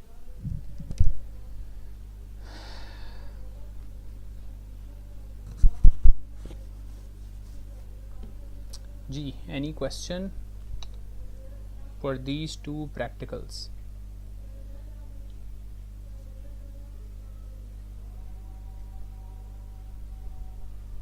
करवाता हूँ प्रिज्म वाला। अभी जो बात जिसके बारे में पूछ रहा हूँ ना, उसका कर लें जल्दी जल्दी। अच्छा जी, जल्दी जल्दी कर रहा हूँ, ठीक है जी, जल्दी जल्दी कर रहा हूँ जी। प्रिज्म वाला भी करवा रहा हूँ, प्रिज्म वाला भी करवा रहा हूँ।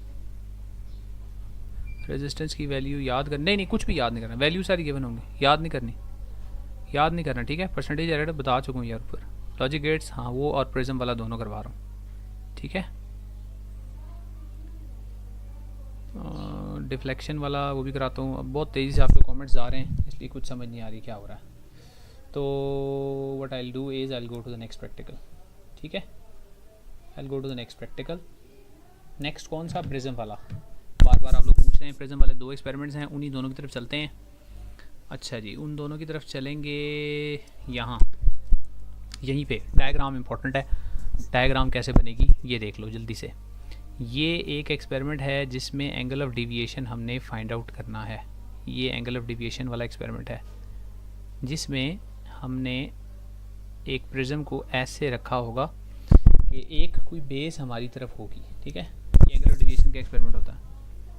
अब आपको क्या गिवन होगा? अब एक स्टूडेंट ने पूछा था कि जी एक किसी नोटबुक में एक ही सिर्फ ये वाली गिवन है जी रे, और बाकी उसने कहा जी सारा कुछ खुद बनाए। तो ऐसा पॉसिबल नहीं है जी, हो सकता है लेकिन आप लोगों के लेवल का ये काम नहीं है, इसको छोड़ दें। आपको दोनों गिवन होंगी, ये ऐसे दोनों गिवन होंगी, या दोनों नहीं गिवन होंगी तो पता क्या बताएंगे आपको? कहेंगे जी एक पेन इधर बड़ी है जी, एक पेन इधर बड़ी है, अब इसको कंप्लीट करें। तो आपने क्या करना है, एक फुट्टा रखना है, एक पेंसिल लेनी है और ऐसे एक लाइन लगानी है जो इन दोनों में से पास होके जाए, ऐसे करके, ठीक है। अब इसको आगे कंप्लीट कैसे करना है, ध्यान से सुनना है। अब ये जो पॉइंट है जहाँ पर ये आके प्रिज्म को टच कर रही है ना, इंसिडेंट रे, ये वाली रे कौन सी होती है? इंसिडेंट रे होती है ये, ठीक है। ये वाली रे कौन सी होती है? ये होती है इमर्जेंट। 3 रेज होती हैं, तीसरी अभी हमने ड्रॉ करनी है। तीसरी कौन सी होती है? तीसरी होती है रिफ्रैक्टेड। वो कहाँ से आएगी? ये जो पॉइंट है जहाँ पे ये प्रिज्म को टच कर रही है और ये जो पॉइंट यहाँ से लीव कर रही है, ये पॉइंट ए कह देता हूँ, ये पॉइंट बी कह देता हूँ। आपने ये पॉइंट ए को बी से ज्वाइन कर देना है। कैसे? स्केल से। स्केल के साथ इन दोनों को आपस में ऐसे करके यू जोड़ देना है, ऐसे करके, ठीक है। अब ये क्या हो गया? ये रिफ्रैक्टेड रे होगी। तीसरी रे जो मैंने कही थी ये वो होगी, ये वाली होगी रिफ्रैक्टेड, ठीक है। यहाँ तक बात समझ आ गई। अब क्या करना है, ये जो इंसिडेंट वाली है ना, स्केल रख के ना इसको आगे प्रोड्यूस करना है। मैं तो इधर से सॉफ्टवेयर से कर रहा हूँ, आपने इसको ऐसे ऐसे ऐसे ऐसे आगे जाने देना है, स्केल रख के ऐसे जाने देना है ये यहाँ तक, ठीक है। और ये जो इमर्जेंट वाली है ना, इसको भी ऐसे ही ना स्केल रख के ना ऐसे वापस पीछे प्रोड्यूस करना है, प्रोड्यूस करना है, प्रोड्यूस करना है। ये दोनों आके ना एक पॉइंट में मीट कर देंगे। ये देखो मीट कर गई। अब जहाँ ये दोनों मीट की है ना, ये जो एंगल बन रहा है ना, ये एंगल ऑफ डिविएशन है। ये आपने फाइंड आउट करना है। इसको क्या बोलेंगे? Angle of deviation. इसको थोड़ा और जूम इन करके दिखाता हूँ। ये है एंगल ऑफ डिविएशन, ये वाला आपको एंगल चाहिए, ये एंगल ऑफ डिविएशन। ये कैसे फाइंड आउट करना है? तो एंगल फाइंड आउट करने के लिए मैंने पिछली अपनी वीडियो में एक तरीका बता दिया था। आपके पास होगा एक प्रोटेक्टर। प्रोटेक्टर के बगैर आपने नहीं जाना पेपर में। प्रोटेक्टर आपने रखना कैसे है? प्रॉब्लम ये है, प्रोटेक्टर की एक होती है 0-180 वाली लाइन। आपने जो 0-180 वाली वो लाइन है ना, जिसमें 0 और 180 लिखा है, ये लाइन समझ लें 0 है, ये लाइन साइन 180 वाली समझ लें। ये प्रोटेक्टर को इधर से आपने ऐसे उठाना है। आपने इस प्रोटेक्टर को इस लाइन के ऊपर ला के ये ऐसे यू करके रख देना है, ऐसे रखना है। 0 ये बिल्कुल इधर मैच कर। अब क्या करना है? अब वो जो प्रोटेक्टर है वो ज़रा यूँ करके ऐसे, यूँ प्रोटेक्टर है ऐसे, ऐसे है। अब देख लो कि ये वाली रे आगे जाके प्रोटेक्टर पे ये कितना एंगल बना रही है। ये यहाँ पे आपकी जो भी रीडिंग आएगी ना, वो आपका ये एंगल होगा। चले, ये भी मैंने ज़रा डिटेल से बता दिया है, उम्मीद है आप समझ आ गई होगी। ठीक है, ये एंगल ऑफ डिविएशन आ गया। लेकिन सिर्फ ये नहीं, आपको इंसिडेंस का भी एंगल और रिफ्रैक्शन का भी एंगल आना चाहिए। अब उसके लिए आपको ड्रॉ क्या करना है, नॉर्मल। अब नॉर्मल कैसे ड्रॉ करना है, अब ज़रा गौर करें। ये वाली जो साइड है प्रिज्म की, ये साइड, इसके ऊपर मैं आपसे कहता हूँ 90 डिग्री पे एक एंगल बना के दिखाएं, तो कैसे होगा वो 90 डिग्री वाला एंगल? ज़र आप कहेंगे जी वो ऐसे होगा, इसके ऊपर 90 डिग्री कुछ ऐसे होगा, लेकिन मैंने ऐसे अंदाज़ा मारा, हमने अंदाज़ा थोड़ी करना है। 90 डिग्री वाला नॉर्मल ड्रॉ करने के लिए क्या क्या करते होते हैं, प्रोटेक्टर रखते हैं और 90 डिग्री पे ये ड्रॉ कर देंगे, ऐसे ही करेंगे। तो आपने ये प्रोटेक्टर से 90 डिग्री पे ये नॉर्मल दोनों तरफ ड्रॉ कर देना है, ये करना है आपने। ठीक है, प्रोटेक्टर रखना है, 90 डिग्री का एंगल ड्रॉ कर देना है।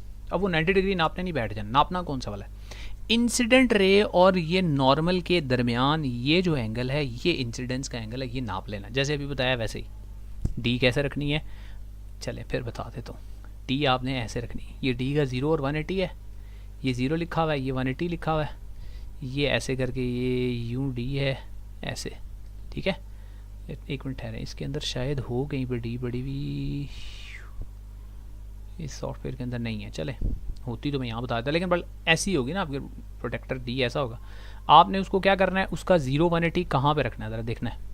इसका 0 180 आप यहाँ पे मैं लेके आया इसको, इसका 0 180 मैंने ये जो दरमियान वाला पॉइंट है ये मैंने इधर रख के ना ऐसे, इसको ऐसे यूँ मैंने यूँ घुमाया और ऐसे कर दी, ये बिल्कुल इस लाइन के ऊपर बिल्कुल ऐसे रख दिया।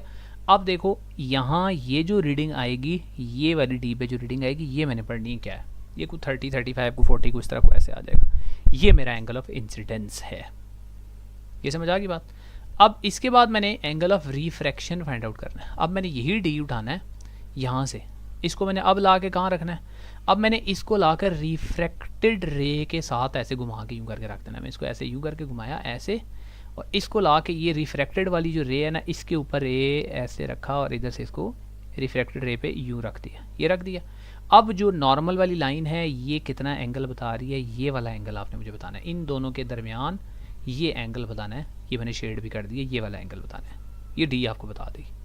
ठीक, और आखिरी एंगल क्या है, आखिरी एंगल है इमरजेंस का एंगल। ठीक है, इमरजेंस का एंगल कैसे फाइंड आउट करना है वो भी बता देता हूँ, इमरजेंस वाला। ठीक है, अच्छा जी, इमरजेंस वाले के लिए आपको चाहिए एक अदद और नॉर्मल, वो कहाँ, जहाँ से रे बाहर निकल रही है ना, इमर्ज हो रही है ना, वहाँ पे आपने एक नॉर्मल ड्रॉ करना है। कहाँ से बाहर निकली, यहाँ से, इस बेस के ऊपर यहाँ एक नॉर्मल ड्रॉ करना है।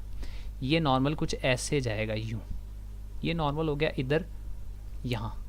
अब इस रे के और इस रे के दरमियान ये जो एंगल है, ये इमरजेंस का एंगल है, ये वाला, ये फाइंड आउट करना है। उसी तरह प्रोटेक्टर ला के यहाँ रखना, फाइंड आउट कर लेना, एंगल फाइंड आउट करना आना चाहिए। बाकी इससे रिलेटेड थ्योरी के क्वेश्चन आप बुक में भी बहुत दफ़ा पढ़ चुके हैं, उस पर अब वो टाइम नहीं ज़ाया करते हम। ठीक है जी, तो ये हो गया आपका पहला प्रैक्टिकल, इसके एंगल भी बता दिए मैंने कैसे करने हैं।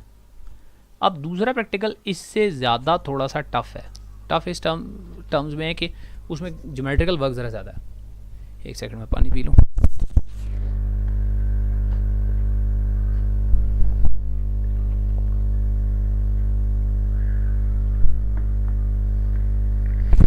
Not looking at your messages right now. ठीक है, चैट की तरफ अभी मैं नहीं देख रहा क्योंकि वो काम लंबा हो जाएगा। अगर मैं चैट की तरफ देखने लगूंगा तो फिर बता नहीं पाऊंगा जो मैं बताना चाह रहा हूँ। ठीक है, ओके। अब आप ऐसा करेंगे कि हाँ, वो जो था क्रिटिकल वाला, सॉरी मैं खुद ही भूल गया कि मैंने क्या बताना था। क्रिटिकल वाले में क्या करना है, क्रिटिकल वाले में आपने प्रिज्म को कैसे रखा हुआ कैसे मिलेगा, ऐसे रखा हुआ मिलेगा, ये ऐसे, और ये एज जो है ये आपकी तरफ होगा। ये निशानी है क्रिटिकल वाले की, ये निशानी है क्रिटिकल वाले की। ठीक है, ये निशानी है। अब इसमें क्या गिवन हो सकता है, मेरे ख्याल में आपको कहा जाएगा इधर एक पिन लगी हुई है यहाँ, इधर ऐसे, और फिर कहा जाएगा जी दो पिन्स कोई ऐसे इधर लगी हुई हैं, इसको डायग्राम को कंप्लीट करें। क्या करना है, सबसे पहले ये जो राइट साइड पे दो पिन्स बनाई हैं ना, इन दो पिन्स को सबसे पहले आपने इनको ज्वाइन करके यहाँ से, या लाइन गिवन होगी या पिन्स, मैं सबसे मुश्किल सवाल बता रहा हूँ कि दो पिन्स के निशान बता दिए हैं आपको, इनको इधर से इस बाउंड्री तक यहाँ तक लाना है, इधर से आगे नहीं जाना आपने, यहाँ तक। एक बात। दूसरी बात, ये जो पहली वाली पिन है ये जिस पॉइंट पे लगी हुई है इसको मैं P1 कह रहा हूँ, यहाँ से आपने प्रोटेक्टर लेकर या कंपस ले लेनी है, कंपस। ठीक, आपने यहाँ एक नॉर्मल ड्रॉ करना है। अच्छा, कंपस तो यहाँ होनी चाहिए, नहीं है, कंपस भी नहीं है, नहीं है, नहीं है, नहीं है। चले खैर, अगर मेरे पास कंपस होती तो मैं कंपस का एक सिरा P1 पे रखता, दूसरा इस एज के ऊपर रखता, और जैसे मैंने 90 अब ड्रॉ करते हैं ना, वो पहले 60 फिर 120 करके उस तरह आर्क लगा के वैसे 90 फाइंड आउट कर लेता। ठीक, या मैं यहाँ प्रोटेक्टर रखूँगा, प्रोटेक्टर से 90 डिग्री यानी 0 180 ऐसे रखूँगा, ऐसे, और 90 डिग्री की लाइन ऐसे सीधी ऊपर लगा दूँगा। ठीक है, प्रोटेक्टर से भी कर सकता हूँ और उससे भी क्या कहते हैं उसको, कंपस से भी। मकसद क्या है, स्ट्रेट लाइन सीधी ऊपर जाने वाली एक लाइन मुझे लगानी है। अब ये लाइन मैंने ऐसे करके सीधी ऊपर लगा दी, लेकिन अब ये लाइन कितनी, लेंथ इसकी कितनी होनी चाहिए, वो लंबी लाइन होनी चाहिए या नॉर्मल लाइन, कितनी लाइन होनी चाहिए? तो ये लाइन के लिए मैंने आपको एक बात बताई थी। क्या बात बताई थी? अगर आपको याद हो, वीडियो के अंदर मैंने बताई थी डिटेल से कि ये जो पिन है P, इसका इस बेस से जो फासला है P1 का, जो पॉइंट A से फासला है उतना ही ऊपर भी होना चाहिए, यानी A से B पे भी वही फासला होना चाहिए, ये दोनों फासले बराबर होने चाहिए। अब आपकी डायग्राम ऐसे बनी हुई मुझे नज़र आती है, या पेपर चेकर को ऐसे नज़र आती है, देखें आपकी गलती मैं इधर ही बता दूँ। देखें, अगर ये डायग्राम मुझे नज़र आती है, अभी चले पहले इस वाली को कंप्लीट करता हूँ। ये जो पॉइंट B मेरा ऊपर आया ये वाला, इस पॉइंट B को मैंने क्या करना है, इस वाले पॉइंट C के साथ ज्वाइन कर देना। B को C के साथ ऐसे स्ट्रेट लाइन से ज्वाइन कर दूंगा। अच्छा, ये थोड़ा सा सॉफ्टवेयर ड्रॉ नहीं कर रहा, एक सेकेंड। ये C है और ये B को मैंने C के साथ ज्वाइन करना है ऐसे, यूँ। ठीक, और यहाँ ये मेरे पास पॉइंट D आ गया, ऐसा करने से ये D आ गया। अब मैंने P1 को D से कनेक्ट करना है, ये मेरी डायग्राम पूरी हो जाएगी। ये लें, P1 को D के साथ कनेक्ट कर दी। अब देख रहे हैं ये जो ट्रायंगल मेरी बनी हुई है, एक ट्रायंगल सी बनी हुई है। अगर मैंने डायग्राम यहाँ ऐसे बनाई, ये देखना ज़रा कि मैं ये ऊपर वाली लाइन ये यहाँ तक ले गया, ये वाली लाइन ऐसे इधर होगी, और मैंने इसको ऐसे इधर कनेक्ट भी कर दिया, ये भी मैंने बता दिया, ये भी मैंने शो कर दिया। लेकिन देख रहे हैं दोनों ट्रायंगल में फ़र्क देख रहे हैं? ये वाली ट्रायंगल को देखें तो इसका नीचे वाला हिस्सा कितना और ऊपर वाला कितना है। इधर देखें, इसका ये वाला हिस्सा और ये वाला हिस्सा दोनों बराबर नहीं। तो देखने से ही पता चल जाएगा, एग्जामिनर ये सारा कुछ एक नज़र में देख के आपको पूरे नंबर दे देगा या 0 नंबर दे देगा। ये डायग्राम पूरी करने का ये तरीका है जो मैंने बता दिया। अब फाइंड क्या करना, P1DC ये एंगल, ये पूरा एंगल फाइंड आउट कर सकते हैं। कैसे? प्रोटेक्टर लाइन P1D पे 0 और 180 को रखें, और आगे देख लें ये वाली लाइन कितने एंगल के ऊपर जा रही है, ये कोई 82 83 पे जाएगी। इसका हाफ कर दें, P1DC एंगल का आधा कर दें तो क्रिटिकल आएगा। या यूं करें, यहाँ से एक नॉर्मल ड्रॉ करें, एंड नॉर्मल ऐसे, ये नॉर्मल ड्रॉ कर दिया मैंने ऐसे। ठीक है, अब इस नॉर्मल के साथ जो एंगल बन रहा है वो एंगल मेरा क्रिटिकल है। इसको थोड़ा सा सीधा करूँ नॉर्मल को, ये नॉर्मल है, नॉर्मल के साथ कौन सा एंगल बन रहा है देखें, ये मैं शेड करने लगूँ, इतना वाला, ये जो अंदर एंगल है ये वाला, इंसिडेंट रे के साथ नॉर्मल जो बना रहा है ये क्रिटिकल एंगल है। ये इंसिडेंट रे है, नॉर्मल के साथ ये जो एंगल बन रहा है इसको बोलते हैं क्रिटिकल एंगल। ठीक, इस पे भी कंस्ट्रक्शन इंपॉर्टेंट है, बाकी क्रिटिकल एंगल से रिलेटेड क्वेश्चन मैं भी बता चुका हूँ, इस वर्कशीट में से भी पढ़ लेना, इंशाल्लाह क्लियर हो जाएगा। अब दोबारा से इन दोनों एक्सपेरिमेंट्स में अगर कोई सवाल हैं पूछ लें। If you have any questions let me know. MCQs मुश्किल है,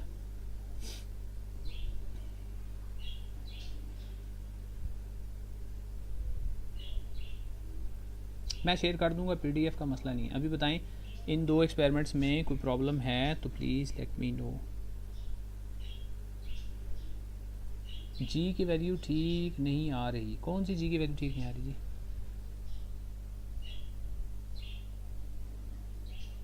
डायग्राम पेंसिल, हाँ जी पेंसिल से बनाना, पेंसिल से, पेंसिल साफ अच्छी सी पेंसिल से बनाना। ठीक है, विल देयर बी MCQ? हो सकता है जी एक आध MCQ, 1-2 बस।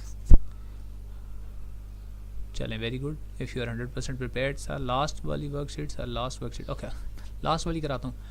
डायग्राम पेंसिल से ही बनानी है बेटे, एक बार पूछनी है।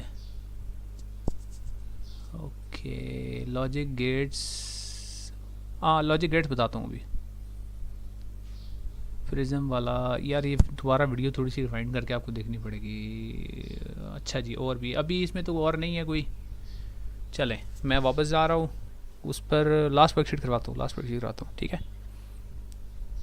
तो डी को कहाँ रखना है क्रिटिकल, अच्छा चलो डी बता देता हूँ, चलो क्रिटिकल के लिए डी बता देता हूँ। ये अच्छा सवाल हो गया, क्रिटिकल के लिए डी कहाँ रखनी। ओ सॉरी, स्क्रीन बड़ी कर लूँ, फिर आप लोग कहेंगे नज़र नहीं आ रहा। ये स्क्रीन मैंने मैक्सिमाइज़ कर दी है एंड हेयर यू गो। इसके लिए डी मैंने ऐसी फर्जी सी ऐसे डी बना दी। अगेन ये मेरी डी है ऐसे। दो बातें हो सकती हैं, आपको ये कहा जा सकता है कि आप P1 DC वाला एंगल फाइंड आउट करें या डायरेक्ट क्रिटिकल फाइंड आउट करें। मैं दोनों तरह बता देता हूँ, ठीक है। पहले क्रिटिकल डायरेक्ट फाइंड आउट कैसे होगा देखना है ज़रा।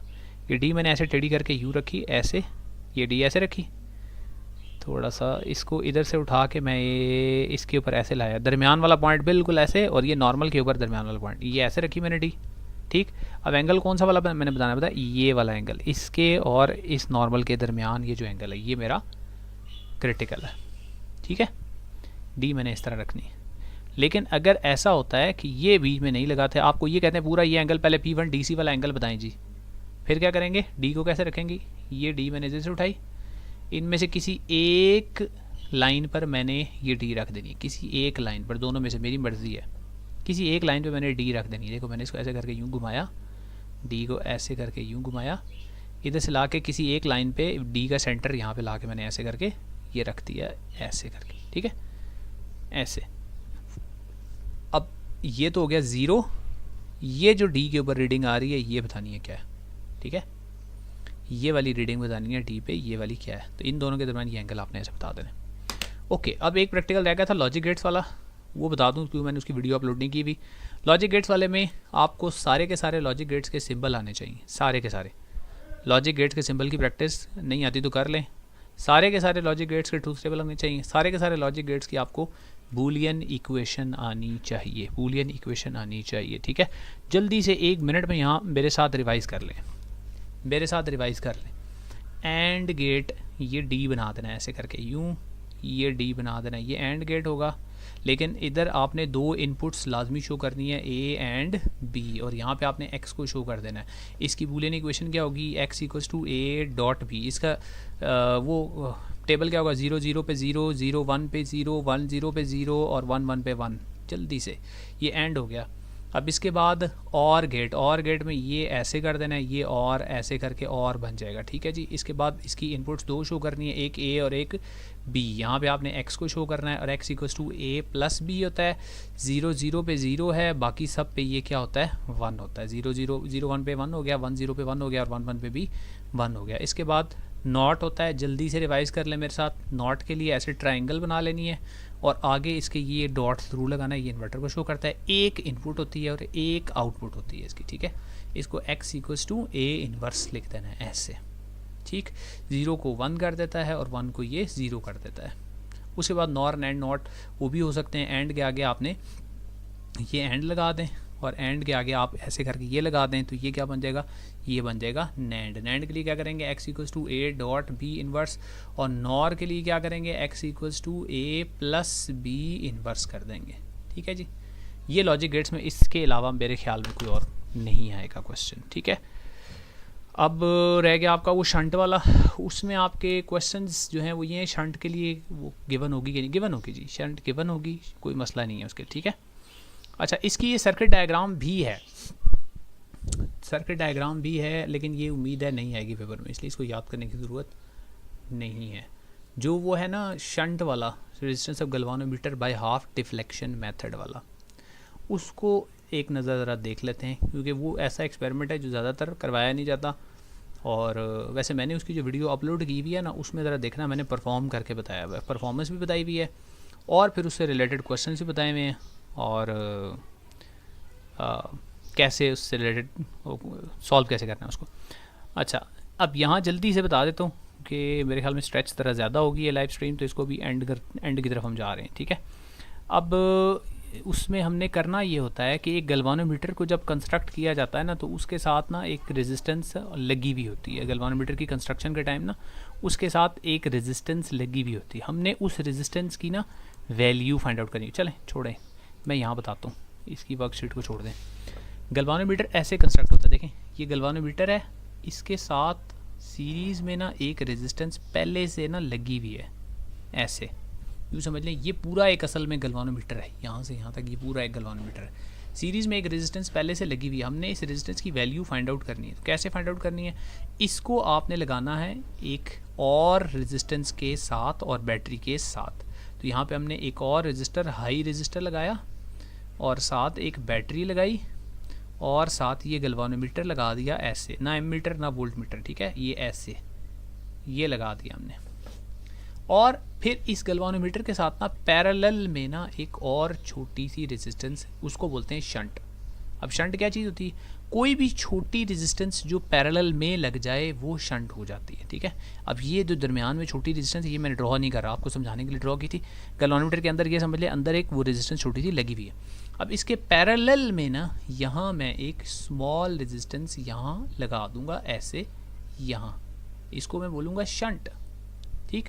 लेकिन शंट को डायरेक्ट लगाने के बजाय मैं इधर एक की लगा दूंगा। की किस लिए कि शुरू में ये सर्किट ऑन ऑफ किया जा सके, ये की ऐसे करके। तो शुरू में मैंने क्या करना है, ये शंट को ऑफ कर देना, की को ऑफ कर देना, और ऑफ करके क्या करना है, यहाँ से रेजिस्टेंस अप्लाई करनी है। गिवन होगी पेपर में आपको, ये हाई रेजिस्टेंस आपको गिवन होगी, ठीक है। और उस हाई रेजिस्टेंस की वजह से गैल्वानोमीटर हमें एक डिफ्लेक्शन देगा थीटा, वो भी गिवन होगी, याद नहीं करनी, ठीक हो गया। लेट से मैं यहाँ से 10,000 ओम्स रेजिस्टेंस अप्लाई करता हूँ, यहाँ 10,000, और डिफ्लेक्शन मेरे पास आ जाती है 30, गैल्वानोमीटर 30 डिफ्लेक्शन शो करता है। अब मैंने ये जो की है ना, इसको कर देना है बंद, क्लोज, ताकि करंट अब इधर से इधर भी चला जाए, किधर, शंट की तरफ। और फिर मैंने शंट में से एक रेजिस्टेंस अप्लाई की, या वो आपको पेपर में गिवन थी, वो कितनी गिवन थी, शंट लेट से आपको 100 गिवन थी। शंट क्या करेगी ये नहीं बताया जाएगा आपको पेपर में, आपको याद रखना है शंट जैसे ही अप्लाई करेंगे, यहाँ जो डिफ्लेक्शन है ना वो आधी हो जाएगी, जितनी भी थी उसका आधा हो जाएगा, यानी यहाँ 15 आ जाएगा। अब आपका जो रेजिस्टेंस ऑफ गैल्वानोमीटर का जो आंसर है, डायरेक्ट याद कर लें, वो शंट के बराबर होगा हमेशा। शंट 100 है तो वो भी 100 होगा, शंट 200 है तो वो भी 200 होगा। लेकिन एहतियातन ये फार्मूला याद कर लें, क्या वो है, high resistance into shunt resistance over high resistance minus shunt resistance. इसको अप्लाई करके भी देख सकते हैं, ये शंट के बराबर ही आंसर आएगा, ठीक है। अब गैल्वानोमीटर क्या काम करता है, ये करंट को डिटेक्ट करता है, मेजर नहीं करता, याद कर लें, मेजर नहीं करता, डिटेक्ट करता है। एमीटर डिटेक्ट नहीं करता, मेजर करता है, ये फ़र्क है दोनों में। गैल्वानोमीटर को कैसे लगाना चाहिए, सीरीज़ में लगाना चाहिए। गैल्वानोमीटर बहुत सेंसिटिव इंस्ट्रूमेंट होता है, ये इससे रिलेटेड सवाल जवाब आ सकते हैं। अच्छा जी, आखिरी वर्कशीट अभी मुझे किसी ने कहा था, जल्दी से मैं देखता हूँ नीचे जाके आखिरी में क्या मसला है। आखिरी वर्कशीट, बस फिर इसको ख़त्म कर रहे हैं, ठीक है, आप लोगों को भी ज़्यादा बोर नहीं करना मैंने। आखिरी आई थिंक यही वाली होगी, या इससे नीचे भी कोई है, ये है आई थिंक आखिरी। चलो मैं नीचे से वापस ऊपर आता हूँ, स्टार वाली है, नीचे से ऊपर आ जाता हूँ। ऐसे तो सोल्यूशन गिवन है यार, लेकिन चले मैं एक्सप्लेन करता हूँ ताकि ये ना आपको रहे कि यार बताया नहीं मैंने। अच्छा जी, आखिरी वाली में क्या हो रहा है जी, इन्वेस्टिगेट तो ओम्स लॉ, वही वाला भी जो मैंने बताया था, ओम्स लॉ। अब यहाँ पे क्या है, करंट को ना माइक्रो एम्पेयर में लिख दिया है, थोड़ा सा चेंज करने की कोशिश की, हो सकता है पेपर वाला भी आपको चेंज करने की कोशिश करे। आपको ये पता होना चाहिए मिली एम्पेयर से एम्पेयर में कैसे जाना है। मिली का मतलब होता है 10⁻³ तो अगर मिली एम्पेयर में आपका आंसर, अच्छा यहाँ पे वैसे वैल्यूज तो गिवन ही नहीं है। Student investigate Ohm law uses the battery voltmeter in the circuit. अच्छा ये ग्राफ से रीड करना है, इसलिए आपको मुश्किल लग रहा है, ग्राफ से रीड करना है। क्या रीड करना है देखिए ज़रा, मैं इसको थोड़ा सा जूम इन करता हूँ। ग्राफ पे पहली दो वैल्यूज ज़रा रीड करनी है हमने। क्या रीड करनी, करंट और वोल्टेज। ग्राफ पे जो पहली वैल्यू है ना वो है करंट की है 0.2 और वोल्टेज की क्या वैल्यू है पता है 0.5। तो यहाँ से मैंने उठा के ना उधर लिख देनी है बस टेबल में, ये फ़र्क है बस, बाकी वही है जो पहले करा चुका हूँ। यानी करंट की जगह पे उन्हें खाली जगह छोड़ दी है, आपने यहाँ 0.2 लिख देना है, और वोल्टेज की जगह पे खाली जगह छोड़ दी है तो आपने 0.5 लिख देना है। ठीक है, वैसे इसने उलट लिख दी है टेबल में जो वैल्यूज़ हैं, और इधर जो है ना वो गलत लिखी हुई है। ठीक है, यहाँ वोल्टेज 0.5 होनी चाहिए, ये करंट की वैल्यूज़ हैं 0.2 0.4, यहाँ से इसको मैं काट देता हूँ, ये गलत है, 0.4 है और 0.6 है उससे अगली करंट की हैं ये वैल्यूज़। ठीक है, वोल्टेज की क्या है वो लिख देता हूँ आगे। वोल्टेज की पहली वैल्यू है 0.5, वोल्टेज की दूसरी वैल्यू है 1, वोल्टेज की तीसरी वैल्यू है 1.5 ये। लेकिन ये किस में, मिली वोल्ट में। इनको वोल्ट में कैसे चेंज करना है, इनको आपने देखो 0.5 मिली वोल्ट है, मिली होता है 10 पावर -3, तो 0.5 इंटू 10 पावर -3 वोल्ट, बस ये लिख देना। अच्छा, इसको क्या करना है 1 इंटू 10 पावर -3, इसको क्या करना है 1.5 इंटू 10 पावर -3। माइक्रो के लिए क्या करना है 0.2 इंटू 10 पावर -6 ऐसे कर देना है। 0.4 into 10 power -6, 0.6 into 10 power -6। Calculator आपको सीधा करके आंसर भी बता देगा। आगे रेजिस्टेंस कैसे कैलकुलेट करनी है, R equals to V over I से करनी है, बस सबकी अलग अलग कैलकुलेट करके देखना, आंसर एक जैसा ही आएगा। इसमें गड़बड़ ये थी कि उसने वैल्यूज़ गलत लिखी हुई थी।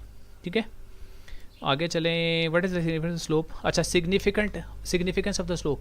स्लोप यहाँ पर जो स्लोप है उसमें V इधर है, अभी मैंने स्टार्ट में बताई थी बात, I इधर है, देख रहे हैं।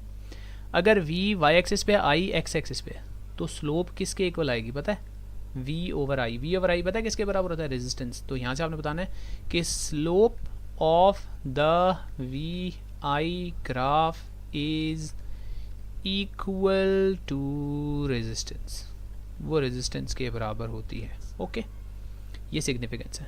और अगर IV ग्राफ हुआ तो स्लोप का इन्वर्स रेजिस्टेंस के बराबर होता है, ये मैं बता चुका हूँ पहले। और इससे क्या रिलेटेड क्वेश्चन है जी, if the initial current in the experiment is 0 but there is small voltage present, what could be the reason. वो वोल्टेज प्रेजेंट जो है वो किस वजह से हो सकती है, या तो आपका जो इंस्ट्रूमेंट है उसके अंदर 0 एरर होगा, ठीक है, उसकी वजह से हो सकती है। आगे चले, 1 मार्क में ये काफ़ी है। उसके बाद ये वाला बता चुका हूँ प्रिज्म वाला, तो आई थिंक हमने तकरीबन सारे कवर अप कर लिए हैं। मैं अब सिर्फ आपके कमेंट्स की तरफ जा रहा हूँ। कोई सवाल जवाब हैं तो वो पूछ लें, कोई चीज़ समझ में नहीं आई तो पूछ लें।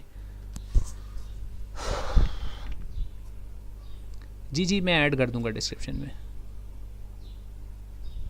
मैं फ़ाइल ऐड कर दूंगा डिस्क्रिप्शन में, डोंट वरी। ये वीडियो भी अपलोड हो जाएगी, उसके डिस्क्रिप्शन में ये फ़ाइल ऐड हो जाएगी, डोंट वरी। ठीक है, लॉजिक गेट वाले प्रैक्टिकल अपलोड कर दें यार, वो बता दिया लॉजिक गेट में सर के सोल्यूशन में डिफरेंस, कौन से सोल्यूशन में डिफरेंस है यार, मैं कर दूंगा यार। डिफरेंस HRB की रेजिस्टेंस है यार, कल कोई बेसिक डेफिनेशन भी है, हाँ जी बिल्कुल आएंगी, बेसिक डेफिनेशन भी आ जाएंगी, बेसिक डेफिनेशन भी आएंगी। डिफ्लेक्शन और गैल्वानोमीटर HRB की रेजिस्टेंस है नहीं, डिफ्लेक्शन का मतलब होता है गैल्वानोमीटर की रीडिंग देता है, ठीक है, और HRB जो रेजिस्टेंस बॉक्स की जो रेजिस्टेंस है वो तो रेजिस्टेंस होती है, रेजिस्टेंस और डिफ्लेक्शन एक जैसी चीज़ नहीं यार। ये PDF अपलोड कर दूंगा, ये वाला मैसेज अब ना करो प्लीज़। MCQ मेरा नहीं ख्याल आएंगे यार, इस साल आएंगे मेरे ख्याल में, बता चुका हूँ। सबसे इम्पोर्टेंट जो है पहले वाले में पेंडुलम ओम्स लॉ, और दूसरे वाले में जो वो है प्रिज्म वाले दोनों है। क्लास लैब भी आ सकता है, लास्ट वर्कशीट यार करवा दी है अभी मैंने। क्रिस्टल क्लियर, चलो अल्हम्दुलिल्लाह क्रिस्टल क्लियर। क्रिटिकल एंगल एक बार वो करवा दिया मैंने यार, इसको वीडियो अपलोड करूँगा, थोड़ा सा उसको पीछे जाकर ना दोबारा देख लेना, ठीक है। MCQs उम्मीद है इंशाल्लाह नहीं आएंगे, लास्ट वर्कशीट करवा चुका हूँ बेटे। परसेंटेज एरर गलत निकाला, ओह मैंने गलत निकाला, अच्छा चलो सही कर लेना यार, एक दफ़ा ना क्रॉस चेक कर लिया करें, ठीक है। मैं भी कर लूँगा, आप लोग भी कर लें। परसेंटेज एरर का फार्मूला सुन लें, actual value minus observed value, जो आपने टेबल में निकाली वो ऑब्जर्व्ड होती है। एक्चुअल में से ऑब्जर्व्ड को माइनस करें, एक्चुअल से ही डिवाइड करें, एक्चुअल से ही डिवाइड करें और मल्टीप्लाई बाय 100 करें। अच्छा, नॉन लीनियर में VI ग्राफ जो है वो कर्व बनेगा तो रेजिस्टेंस कांस्टेंट नहीं रहेगी, रेजिस्टेंस कांस्टेंट नहीं रहेगी। Very good question, very good question. यहाँ देखें नॉन लीनियर वाले को देखें ज़रा गौर से, ये सवाल बहुत अच्छा किया, मेरे जहन से निकल गया था, आपने पूछ लिया। अगर तो आपसे ये कहा गया कि ये ग्राफ बना हुआ है, ये बताएं ओमिक कंडक्टर का है नॉन ओमिक कंडक्टर का है, बहुत इंपॉर्टेंट क्वेश्चन है, बहुत इंपॉर्टेंट, गौर से सुने।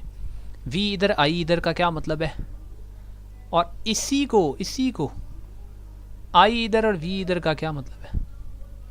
यही ग्राफ शेप वही मैंने ग्राफ की दोनों वो चेंज कर दी एक्सिस। क्या मतलब है, ये नॉन लीनियर है, दोनों नॉन लीनियर है, ठीक है, दोनों नॉन लीनियर, कोई मसला नहीं। इंटरप्रिटेशन गलत डिफरेंट है दोनों की। क्या इंटरप्रिटेशन है, अगर आपका ग्राफ याद कर लें ज़ुबानी, अगर आपका ग्राफ वोल्टेज की तरफ मुड़ जाता है, वोल्टेज की तरफ मुड़ जाता है, it bends towards the voltage axis, तो रेजिस्टेंस इंक्रीज होती है। और अगर ये करंट की तरफ मुड़ जाता है तो रेजिस्टेंस डिक्रीज होती है। ये तो दोनों नॉन लीनियर हैं ना, दोनों नॉन ओमिक हैं ना। लेकिन मैं एक स्टेप आगे जा रहा हूँ। क्या, अगर ग्राफ वोल्टेज एक्सिस की तरफ मुड़ जाता है मतलब करंट कम होना शुरू हो गया है, मतलब रेजिस्टेंस इंक्रीज हो रही है। और अगर ग्राफ करंट के एक्सिस की तरफ मुड़ जाता है मतलब करंट ज़्यादा हो रहा है, तो इसका मतलब रेजिस्टेंस क्या हो रही है, डिक्रीज हो रही है। ओके, ये वाला भी ओके हो गया। तो देखें आप लोगों के क्वेश्चन से ही जो है वो कोई ना कोई बात निकल आती है। बहुत आ रहे हैं नीचे। अच्छा जी, जज़ाकल्लाह जी, व्यूज़ आ रहे हैं, तो ये आप लोगों का भी भला हो रहा है, मेरा भी भला हो रहा है, ठीक है। अच्छा जी, सब्ज़ बढ़वाऊँ यार, अल्लाह करेगा बढ़ जाएंगे। वैसे आपको सच्ची ये बात बताऊँ, आप लोगों के जहन में शायद ये होता है कि हम लोग जो, मैं ही नहीं, जितने भी यूट्यूबर जो है ना ये बना रहे हैं, एजुकेशन की वीडियोस बना रहे हैं ना, तो बड़ा लाखों रुपए मिल रहे हैं हमें आपको पढ़ाने के। ये पाकिस्तान के अंदर सबसे कम पेड चैनल्स में से ना एजुकेशन के चैनल्स होते हैं, सबसे कम पेड के। आप सोच भी नहीं सकते कितना कम रेवेन्यू यूट्यूब देता है एजुकेशन के चैनल्स को। तो इसलिए हमारा ये मकसद पैसे कमाना नहीं होता। पैसे कमाने के लिए ना घंटा डेढ़ घंटा ये मैंने जो अपना ये गला खुश किया ना, मैं नहीं करता। मैं अल्हम्दुलिल्लाह ऑनलाइन ही पढ़ाता हूँ और घंटे डेढ़ में मैं इससे बहुत ज़्यादा पैसे कमा लेता हूँ। तो it's not about money, it's about something that I like, that I love to like, ये टीचिंग वाला काम, ठीक है। अच्छा जी, और सारे टीचर्स, मैं नहीं, सारे टीचर्स बहुत बहुत बहुत आला टीचर्स हैं यूट्यूब पे जो पढ़ा रहे हैं, और वो पैसों के लिए नहीं पढ़ा रहे, ठीक है। तो मैं अक्सर कुछ और भी हैं उनके चैनल्स देखता रहता हूँ। मतलब इंग्लिश की इसका एक चैनल है, बहुत अच्छे हैं वो सर, एक दो और फिजिक्स के वो चैनल हैं, बहुत अच्छा पढ़ा रहे होते हैं। और नीचे उनको स्टूडेंट्स क्या कमेंट कर रहे होते हैं, वो कहते हैं सर बड़े नोट छाप लिए, सर बड़े पैसे कमा रहे हैं आजकल। यार ना किया करें ऐसे। अगर आप लोग मतलब कंटेंट आपको अच्छा नहीं लगता तो छोड़ दें उस वीडियो को, लेकिन उस टीचर को ना वो डिसहार्ड ना किया करें। मुझे भी पिछले दिनों एक स्टूडेंट ने वो किया था कमेंट, मैंने उन्हें कहा था कि फिज़िक्स के पेपर में MCQ ज़रा कम पिछले सालों से कुछ आ रहे हैं। उन्होंने मुझे वो सलावातें सुनाई इतनी कि जी अल्लाह का खौफ करें, आपने मरना है, अल्लाह को जान देनी है, न्यूमेरिकल बहुत सारे आ रहे हैं। तो चलें, गलती हमसे भी हो सकती है। अच्छा, लैटरल डिस्प्लेसमेंट बता दें। ये लैटरल डिस्प्लेसमेंट की ज़रूरत नहीं है, छोड़ दें।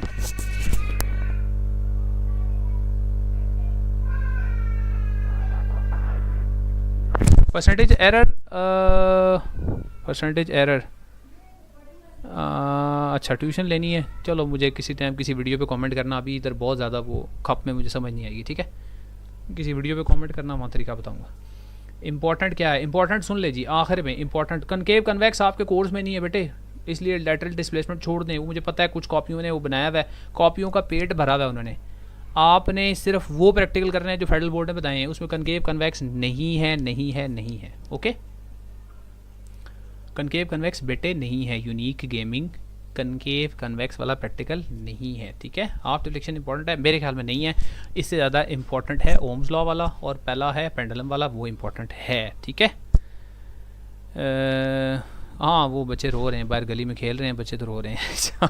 यार इसका मतलब मेरी आवाज़ बिल्कुल क्लियर जा रही है आप लोगों को। अच्छा, इंपॉर्टेंट क्या है। अच्छा यार, इंपॉर्टेंट पहले बताया था, आखिर में फिर एक बार सुन लें। इंपॉर्टेंट क्या है, सिंपल पेंडुलम।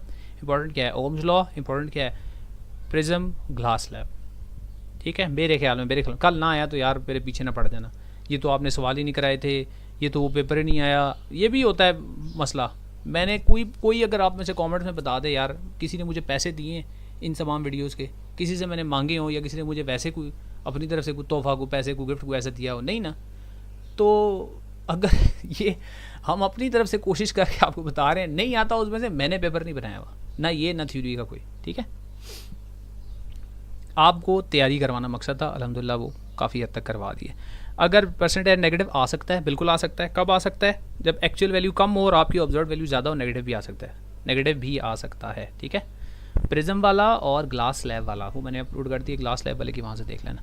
बुक का पीडीएफ जैसे ही ये वीडियो यूट्यूब पे अपलोड होगी उसके डिस्क्रिप्शन में इंशाल्लाह बुक का पीडीएफ मिल जाएगा, don't worry, okay. Why Ohm's law is not applicable to semiconductors, इसलिए कि उनकी रेजिस्टेंस जो है सेमीकंडक्टर्स की वो कांस्टेंट नहीं रहती। वाई नहीं मतलब है कि वो ओम्स लॉ को ओबे वो क्यों नहीं करते, वो इसलिए नहीं करते कि उनकी रेजिस्टेंस कांस्टेंट नहीं रहती। इनिशियली रेजिस्टेंस बहुत हाई होती है, उसके बाद रेजिस्टेंस उनकी लो हो जाती है। प्रैक्टिकल्स की लिस्ट बता दें, अच्छा वो प्रैक्टिकल्स की लिस्ट जो है ना वो बोर्ड की वेबसाइट पे आपको आसानी से मिल जाएगी, बोर्ड की वेबसाइट पे आपको आसानी से मिल जाएगी प्रैक्टिकल्स की लिस्ट, ठीक है।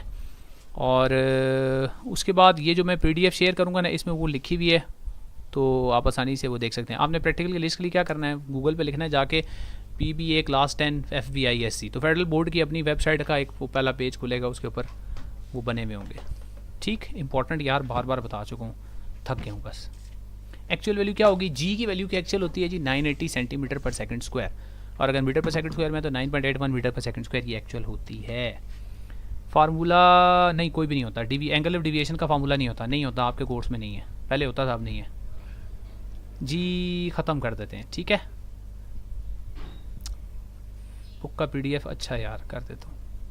चलें जी, अब मैं इसको एंड करने लगा हूँ। अब जितने मैं सवालों के जवाब दे सकता था दे दिए हैं। बाकी आप लोगों को पता है कि आपके जो वीडियोस पे कमेंट्स आते हैं मैं कोशिश करता हूँ उनके भी मैक्सिमम लोगों के जवाब देता हूँ, कुछ रह जाते हैं, ज़रा बहुत से कमेंट्स आते हैं, आप लोगों की बहुत प्यार है आप लोगों का, आप लोग फॉलो भी करते हैं, सवाल भी पूछते हैं, मेरी गलतियाँ भी निकालते हैं। I am very very proud of my students कि मैं कोई गलती कर दूँ तो बिल्कुल वो पिन पॉइंट कर देने गलती। तो thank you very much all of you इस सारी सपोर्ट के लिए, और होपफुली इंशाल्लाह आसान आएगा कल भी, परेशान नहीं होना, बिल्कुल रिलैक्स होकर पेपर करना है, और इंशाल्लाह पेपर भी आसान आएगा, सोल्यूशन भी जैसे मेरे पास पहुंचेगा मैं अपलोड भी कर दूंगा। And I wish you all very best of luck for your tomorrow's PPA। हाँ, केमिस्ट्री का इंशाल्लाह कल कुछ 1 या 2 वीडियोज़ में सारे इंशाल्लाह क्लियर कर दूंगा, इंपॉर्टेंट केमिस्ट्री वाले कल, ठीक है। ज़रूरत पड़ी तो लाइव वो भी कर दूंगा, लाइव स्ट्रीम केमिस्ट्री के लिए भी ज़रूरत पड़ी तो, ठीक है। आई एम नॉट श्योर कल मेरा स्केड्यूल कैसा होगा, लेकिन अगर मुझे ज़रूरत पड़ी तो मैं लाइव स्ट्रीम केमिस्ट्री के लिए भी कर दूँगा। ये लाइव स्ट्रीम मैं यहाँ पर एंड कर रहा हूँ, और बेस्ट ऑफ लक। कुछ बात समझ में नहीं आई तो इसको एक दफ़ा बैक जाके देख लेना, या मैंने वीडियोस अपलोड की हुई है, मैंने तरीका बताया वीडियो कहाँ से ढूंढनी है। चैनल पे जाना, प्लेलिस्ट पे जाना, दूसरी प्लेलिस्ट PPA की है, पहली केमिस्ट्री PPA की है, दूसरी फिज़िक्स से PPA की है, सारे मिल जाएंगे वहाँ पे, ठीक है। इंपॉर्टेंट बता चुका हूँ, बिल्कुल वीडियो के स्टार्ट में बता चुका हूँ इंपॉर्टेंट सारे, ओके।